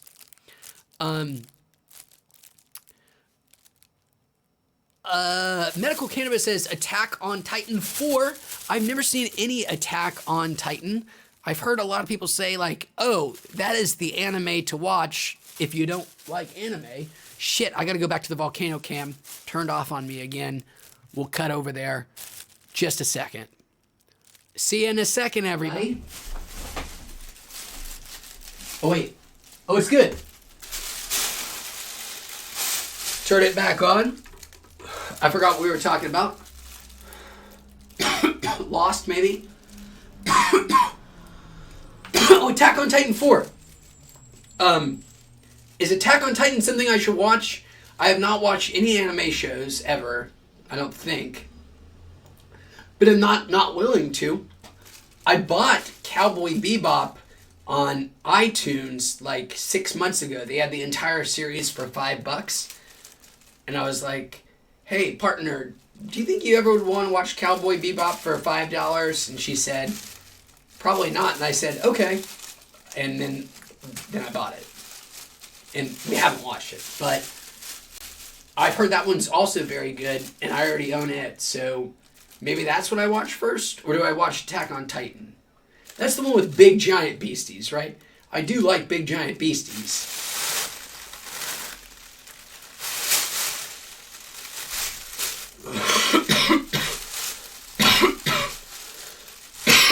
Good stuff.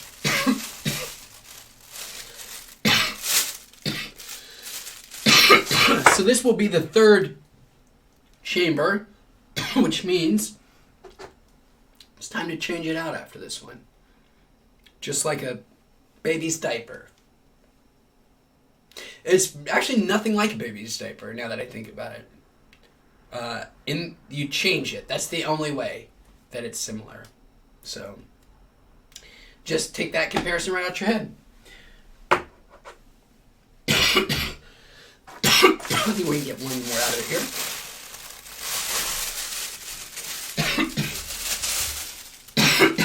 Coughing now.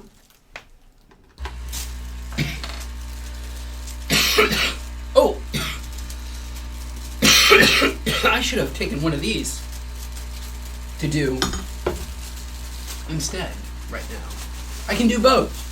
It's a brave world. You can have just like everybody's favorite little girl and a taco sauce ad. Why not both? .gif. Which has to be one of the most versatile, wonderful gifts ever. See you on the other side.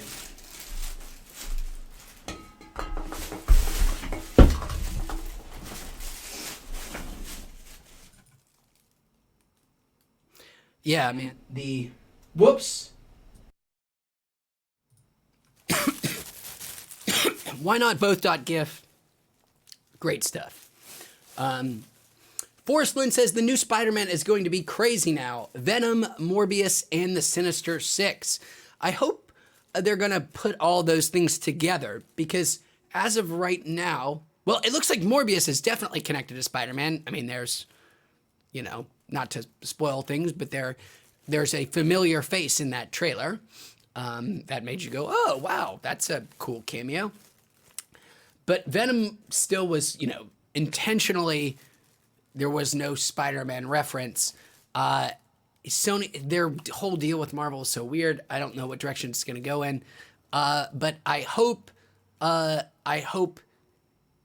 Sony doesn't drown the next Spider-Man in too many villain crossover things, because that is literally is what has killed the other two Spider-Men is Sony trying to force too many bad guys and names and spidery spin-offs into one thing, and the final content suffered for it. So far, the 2 Spider-Man movies have been excellent, but, you know, Sony has been known to fuck things up before. Okay. Justin says, what did Disney lose? Justin, Disney never loses anything. Disney only gains. Disney never loses. It just grows and grows and grows and grows and grows and grows and grows. And the mouse is never satisfied. The mouse must always eat. The mouse can never be satiated. The mouse must consume. The mouse won't be satisfied till it owns all. The mouse will eventually be in a fight to death with Amazon. But, you know, that's like 5 years from now. So we got a long time. Don't worry about it. Disney's great. Boy, Star Wars and Marvel, that shit's awesome. That was Mickey noise, by the way. It's just Mark says, you may be right, and boy, I hope you are. I hope I am too. The only thing that would be better is if they decided to do a Lost Land theme park. I would lose my goddamn mind. You would have the beach camp set up, and you would do the smoke monster ride, and you would do like, you get to do the tailies ride too, where you fall out the plane and all that fun stuff. And, you know, maybe Locke's dad can come in and steal your kidney, and maybe you get attacked by a polar bear, and maybe you grow impotent. All that could be at Lost Land and more coming to Disneyland soon.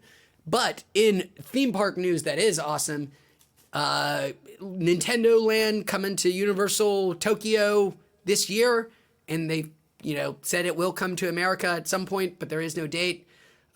It's really happening. There really is going to be a Super Nintendo theme, you know, wing at a Universal, and it looks, you know, they don't have any real pictures of it yet, but I'm so optimistic. I know it makes me like a dumb 8-year-old, but I am excited. I can't wait to check that out. It seems so stupidly magical to me.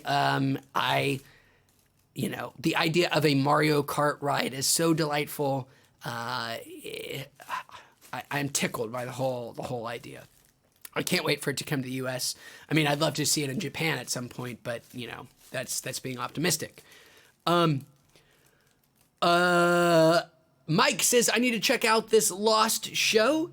You know, it's a decade-old show that I'm sure shows its age in certain ways, Mike. It was network. It's a network show. It, you know, it had 20 episode seasons for a long time, and it didn't need, you know, there's a lot of sort of filler episodes and things. So it's, I'm sure, well, I haven't seen it in a decade, so I can't say. My guess is it feels antiquated in some ways, like, you know, like a vestige of older network TV style things.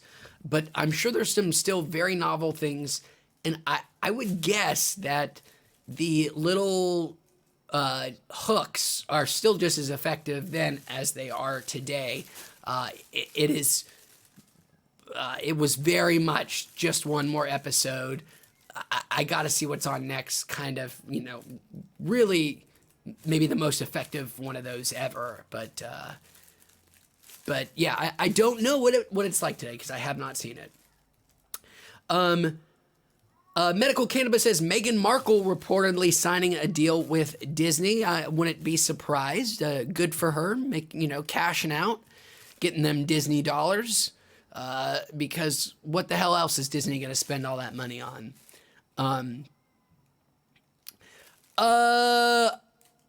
Mike says he'll watch it on his Fire Stick. Thanks. What is Lost streaming on now? Is it on Netflix still? Well, I guess it's also different in the UK because those content packages are different. I wonder if a very good sign for it ever being rebooted or, you know, some new Lost thing is if it ever comes to Disney Plus. Because I'm pretty sure Disney just flat out owns the rights to Lost. They might not own the streaming rights at this moment, but, you know, presumably they'll come back. But it was like their, you know, studios. So I don't know. Although Bad Robot, which is J.J. Abrams' company, which is what produced it, has now signed like $1 billion deal with Warner Brothers. So maybe that complicates everything. Probably does. So maybe I just take back everything I said. I'm stupid. I don't know. Medical Cannabis also endorsing Lost. It seems like everybody out there. Forrest Lynn back, and I'm sorry it's taken so long to get there, recommends watch Death Note as the first thing. Forrest Lynn, I have watched the unfortunate American remake, which I actually think is better than the critics say. Not a good movie by any stretch, but I can see why it was so fat. Like, it's such a crazy, weird, interesting concept that I was interested the whole time. And Willem Dafoe plays the creepy, monstery thing. It was enjoyable. It's not a good movie, but I have heard that the anime is way better, and maybe I will go back and watch it because, you know, I didn't totally despise the reviled American remake, so maybe that means that I would really quite like the source material. Which was it a manga before an anime? I don't know. I don't know anything. Mark says, if you want to go total kick in the nuts, watch Akira. That's the other one that I've known. I mean, that one's been around. That's an old one, like from the 90s, right? But I've heard, you know, that's the one to do. That and Ghost in the Shell. I know that there was an American remake of that one. That was supposed to be wretched.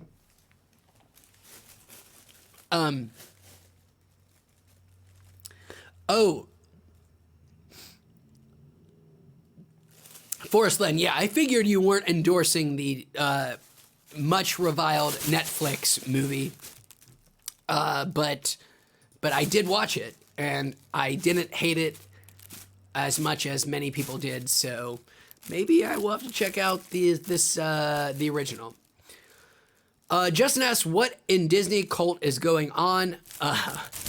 Nothing. I'm just letting you know, Justin, that Uncle Walt owns so much stuff, and there is little reason to believe that Uncle Walt just won't keep acquiring. Because who out there is big enough to resist at this point? I look for Disney to make some more shockingly huge acquisitions in the near future, would be my guess. You know, Fox wasn't enough for their hungry asses. But man, Marvel movies, they're real good. Mark says, I probably put a spoiler alert before describing Lost Land. Yes, and I'm sorry. I'm a little high, so a little spoilery. Mark says he owns the Blu-ray box set. Nice, all 6 seasons tucked into a nice package.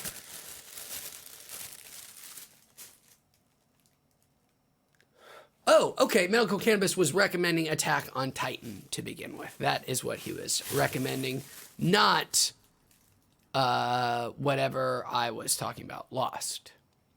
My bad. But I'm glad we cleared that up. And I think with that, I'm going to give my voice a rest. Starting to get a little raspy on me, a little sore. Been talking a while. But I've been loving doing these live streams. I think I'm going to do them way more often. I will promise to try to give way more warning in the future through YouTube and social media so people can get a heads up. But it's been super chill until then. I've had a blast. I know I didn't even do this bong, but yeah, I need a break. Just building up my vocal cords again for these longer streams. So we'll get there. That, guys, is going to do it. I super appreciate everybody hanging out with me. It's been a blast. My buddy out there, let's make some details for making a smoke sesh next week. Philippe, I'll look out for that email and get back in touch. And Mark, good catching up as always. Take care, everybody. I'll see everybody on the next stream. Later, guys.